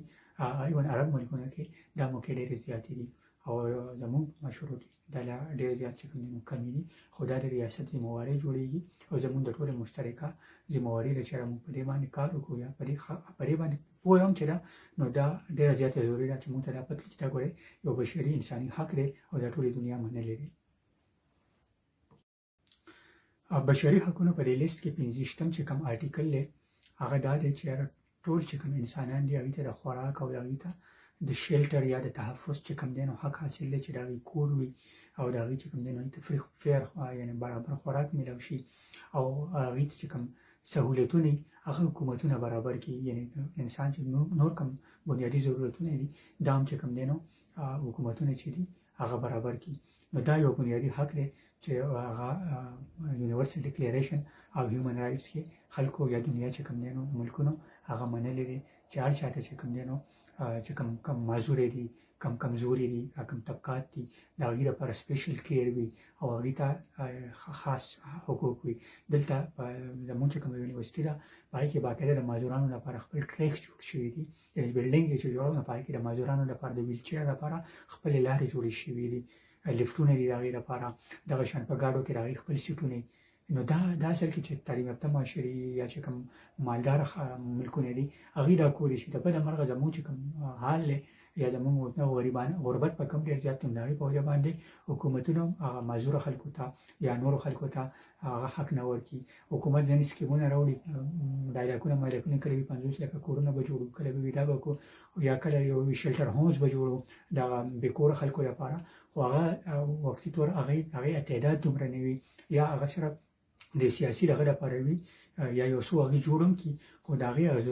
ضرورتونه هغه نه پوره کړي. نو دا کیسې چې دا اصل کې بنیادي بشري حق دی. نو حکومتونو ته پکار وي چې په دې باندې کار وکړي. کوم حکومتونه چې سوشل ریسپانسیبلیټي، سوشل سیکیورټي او د خلکو ته د زیات فیسیلیټیز ورکولو کې کامیاب وي هغه حکومتونه وي. که هغه هر چا حکومت وي نو د دې ترمنځ حکومتونو ترمنځ مقابله پکار وي او دا یو بشري حق دی. د بشري حقونو چې کوم 26م آرټیکل دی هغه هم ډېر زیات اهم دی او ډېر بنیادي دی او هغه دا دی چې هر چا ته هغه ته د تعلیم چې کوم دی نو حق چې دی هغه ترلاسه کوي. هېڅوک هم څوک د تعلیم نه نشي منع کولی. کم کس هم چې خپل ماشومان د تعلیم نه منع کړي د بشري حقونو خلاف ورزي کوي او کوم حکومت چې هغه تعلیم نه ورکړي خپلو ماشومانو ته دا هم د بشري حقونو خلاف ورزي کوي. موږ ډایلاګونه اورو د سیاستدانانو نه چې دې وخت په پاکستان کې 2.5 کروړه خلک چې دی یا ماشومان چې دي د سکولونو نه بهر دي. دا د افسوس خبره ده، 2.5 کروړه ماشومان دي دا ولې د تعلیم نه بهر دي؟ دا د دې بشري یا بنیادي حق دی چې دوی ته تعلیم ورکړی شي. نو دا حق دا د حکومتونو هم ذمهواري ده، د والدینو هم ذمهواري ده، د معاشرې د ټولنې هم ذمهواري ده چې هر ماشوم ته دا حق ورکړي. په موږ کې او په نورو انپړو خلکو کې صرف دغه فرق دی چې د غریبانو ته دغه خلک دا حق نه دی ورکړی شوی، د هغې قصور نشته. دا د حکومتونو ذمهواري ده چې بېکاره ملک پیدا شوي دي یا بېکاره معاشره کې نو د هغې نه د حق اخیستی شوی دی. په دې وجه باندې هغه غریبانو ته دومره مسلې دي هغوی چې کوم دی نو ټول عمر داسې تېر کړو چې هغوی د علم رڼا نه هغوی خبر نه شو. نو د علم دا رڼا چې ده، دا پوهه چې ده، دا بنیادي حق دی او پرایمري ایجوکیشن یا بنیادي تعلیم چې دی دا خو به بالکل فری وي. یعنې د ټولو حکومتونه د دې پابند دي چې بنیادي تعلیم چې دی هغه بالکل فری ورکړي چې 10مه پورې چې کوم تعلیم دی هغه او ټولو ماشومانو ته ورکړي. دا نه چې ټولو ته چې کوم دی هغې کې بیا تفریق وکړي یا چې کوم دی نیم ماشومان بهر وي د سکولونو نه او څه ماشومان ته سکولونه وي یا چې کوم دی نو د هغوی چې کوم تعلیم کوالټي ده هغې کوم تفریق وي چې مالدار ته بل شان تعلیم وي دغه ته بل شان وي خو کم از کم تعلیم چې دی که هغه هر شکل کې وي او هغه د ماشومانو بنیادي حق دی چې هغه ورکړي زموږ په دې ملک کې که تاسو د مدرسې وګورئ نو د مدرسو کې چې دا کوم طالب علمان وي دې کې اکثره غریبانان خلک وي هغه خلک وي چې هغې کې هغې د ښه تعلیم نشي افورډ کولی دې کې ډېر کم داسې خلک وي چې بای چایس هغې دغه مدرسې چوز کړي اکثر واړه غریبانان ماشومان چې کوم دي مدرسو ته ځي او بیا دغه مولانې سیاسي مقاصدو لپاره ریاستونه د سیاسي مقاصدو لپاره استعمالي او کله په جلوسونه کې کله یو مقصد لپاره استعمالي او هغې ته وي چې موږ د مذهب لپاره کوو نو داسې کې دا ټول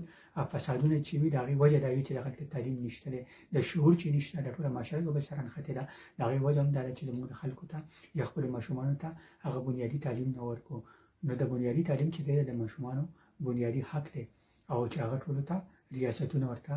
حکومتونه ورته هغه حالات برابر کړي دلته په یورپ کې دا تعلیم چې وي دا تقریبا فری وي په یورپي ملکونو کې هایر ایجوکیشن چې دی اعلی تعلیم چې دی او یونیورسټو چې دی هغې حکومتونه داسې انداز کې سهولیتونه ورکړي چې یو کس دی طالب علم دی او هغه سبق ویل غواړي بینک ولا یا حکومت ولا قرضه ورکړي او ورته وي چې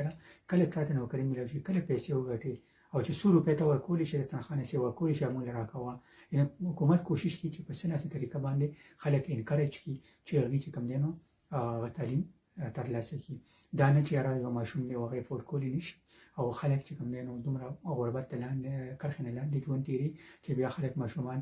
په ورکشاپونو کې په مزدورو پسې او مور او پلار چې کوم دی نو سل روپۍ ګټي چې په هغې په سره ډوډۍ وګټي نو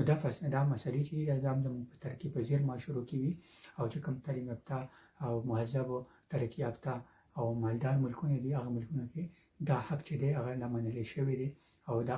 خلکو ته پته ده چې تعلیم چې دی دا بنیادي حق دی بشري حق دی او دا په ټوله دنیا کې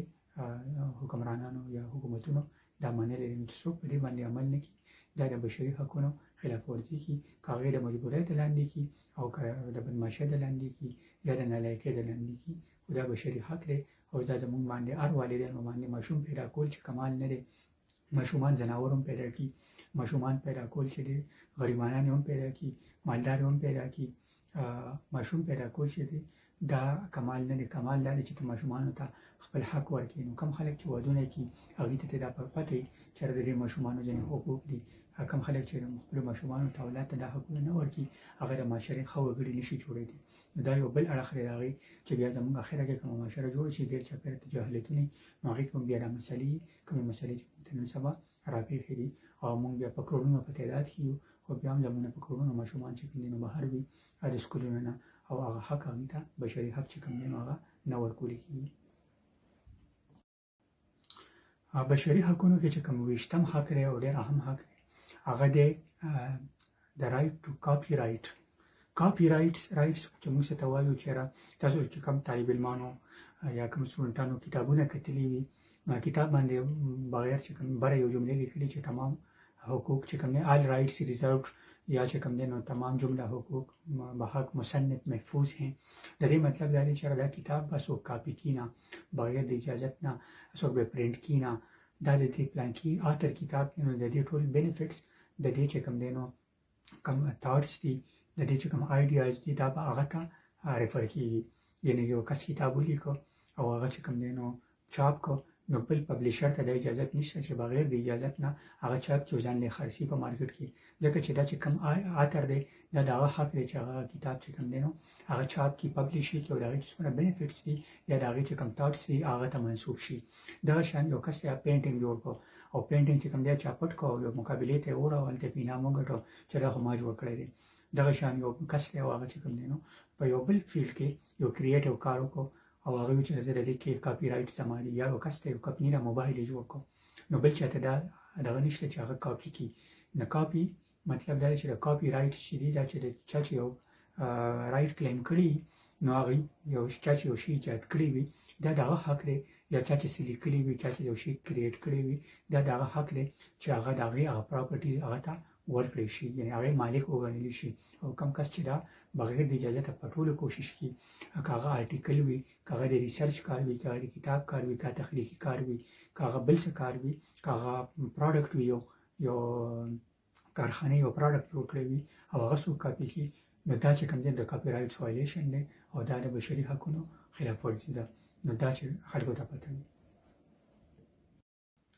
د بشري حقونو 28 آرټیکل دی د دې په باره کې دی چې یو فری اینڈ فیر ورلد، مطلب دا دی چې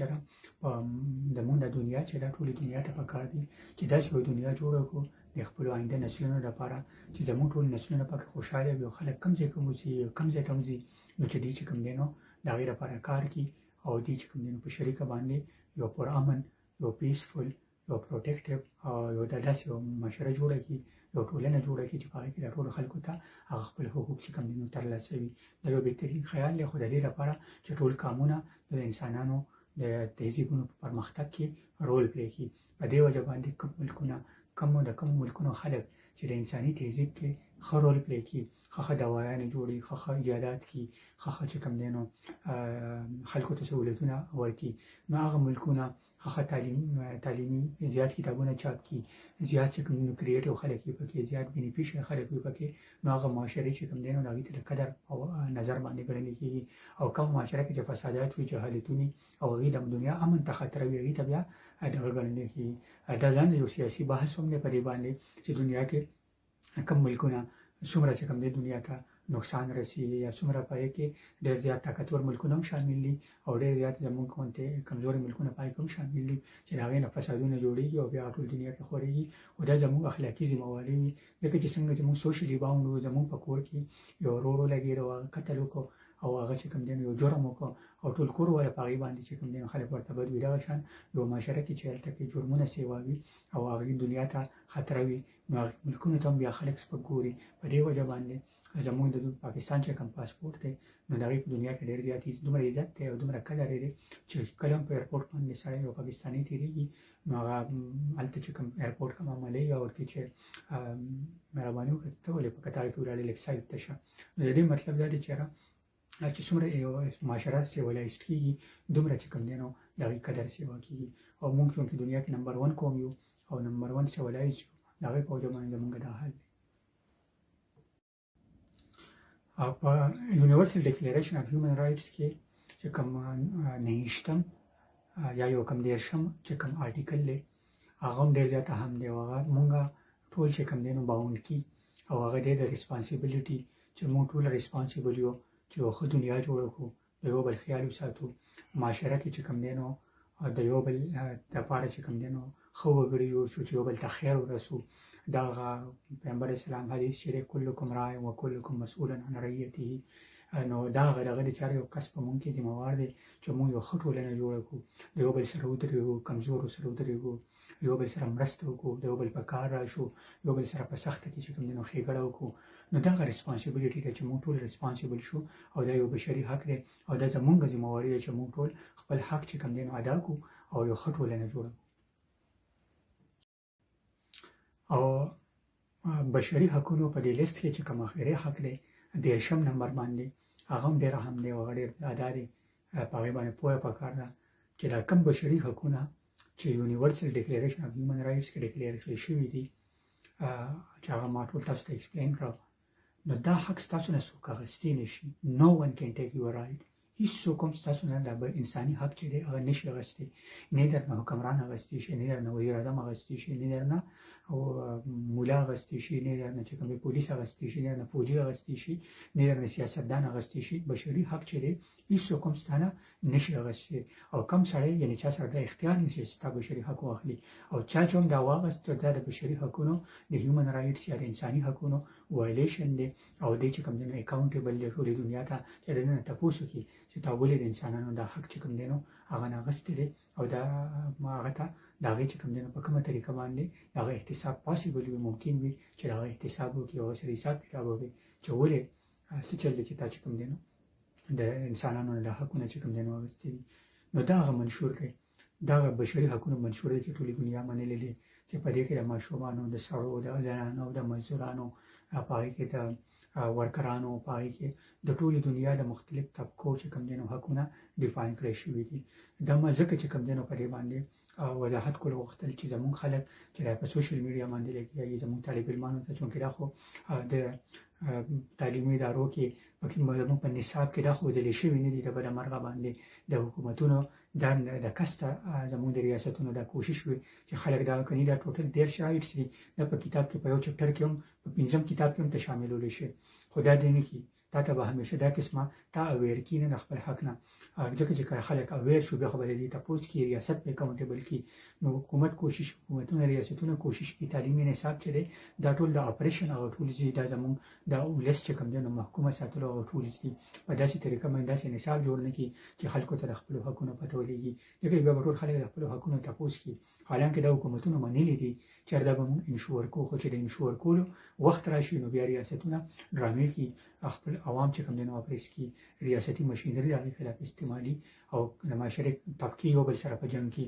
دا اوس وګورئ که نه چې ښځې خبره وکړي نو خلک ورسره که ورپسې مولان راوباسي مولان او لیبرال یو بل ته مخامخ کړي دي مزدور او مالک یو بل ته مخامخ کړي یو پارټي بلې پارټۍ باندې ووي په دغه باندې خو د هېچ چا کوم چاته خپل حق نه میلاویږي نو کم از کم چې دا اویرنس مونږ کړي چې مونږ په دې خبره پوه شو چې د هر انسانانو بنیادي حقونه دي او دا حقونه چې کوم دی نو ټولو منلي دي نو د هغې نه پس به چې کوم دی نو موږ دا بحث کولی شو چې ښه ټیک شو راځه اوس دا حق خو دی آیا دا په دې قانون کې څنګه حق دی په دې کې د حق کې چې کوم دی نو څومره اصلاح کېدی شي موږ دا نور هم څنګه امپروو کولی شو دا یو بیګینینګ و د دنیا طرف نه دنیا ولګېده چې کله دې دا قانون چې کوم دی نو جوړ کړو نو دنیا خپل ملکونه جوړ کړو هر یو ریاست چې کوم دی نو هر یو حکومت په دې کې مقابله وکړه او زبده مرغه زمونږ چې کومه معاشره ده موږ په دې کې مقابله کوو چې فساد چې کوم دی نو څنګه جوړو او د خلکو نه به حق څنګه اخلو او چې کله بیا یو بل ته به څنګه لاره کې ودرېږو او یو بل باندې به څنګه رالګو یو بل خلاف به بغاوتونه څنګه وکړو د زورور کمزوري خلاف به زورور سره څنګه ودرېږو په دې وګورو چې کوم یو سړی زورور دی نو د کمزوري سره نه ودرېږو زورور سره ودرېږو وجه مو دی چې زمونږ خپله دا زمونږ ایمان او د عقیدې او د دغه هغه لیول دی نو چې کله بیا موږ دنیا ته وایو چې موږ خو ډېر ایماندار خلک یو موږ خو د کمزورو د کونډو منډو یتیمانو د مظلومانو د زنانو ډېر خیال ساتو نو دنیا ولې موږ پر خنډ چې موږ ته معلوم یې نو دا اصل کې زمونږ کمزورۍ دي چې موږ دا ومنو د حقیقتونو نه خبر شو د خپل حقونو نه خبر شو نو بیا موږ د دې لپاره احتجاج هم کولی شو د دې لپاره چې کوم دی نو دغه هم کولی شو او یو بل اکاونټیبل کولی شو یو بل سره مرسته کولی شو او دا حقونه چې کوم دی نو ترلاسه کولی شو او خپلو آینده نسلونو ته داسې یو مستقبل داسې یو سباوون ورکولی شو چې هغوی چې کوم دی نو په یو ښه معاشره کې یو ښه ټولنه کې خپل ژوند تیر کړي که نو ټول والدین ټول مشران ټول دغه په کروڑونو په تعداد کې وي زموږ معاشره زموږ به چې کوم دی نو او ټول خلک به په ژوند باندې تنګ وي ټول خلک به په خوف باندې په یاره کې وي خلک به کور نه بهر نه شي وتې د خپلو ماشومانو په باره کې به فکر کړي د خپلو جنانو په باره کې به فکر کړي نو دا وجه ده چې زموږ ښه یو ټولنه جوړه نه کړه نو په دې وجه باندې او دا اصل کې دې کې زیاتره حق چې دی ریسپانسیبلیټي چې ده په دې کې د 50% سیوا ذمهواري د ریاست جوړېږي او 50% ذمهواري چې دا زمونږ د ټولو د معاشرې چې څومره طبقې دي تعلیم یافته خلک دی د انساني بشرو حقونو کارکنان دي پوهه خلک دی د هغې جوړېږي چې په دې باندې کمپینز وچلي او یقینا په دې په لاره کې به دا قسمه هرډلز وي تاسو به مخالفتونه هم کېږي تاسو به خلکو مخې ته ودرېږي لیبلې ورباندې هم لګي خو د هغې باوجود به خلک خپل کار کوي او دا حقونه چې دي دا به انشور کړي ډېره مننه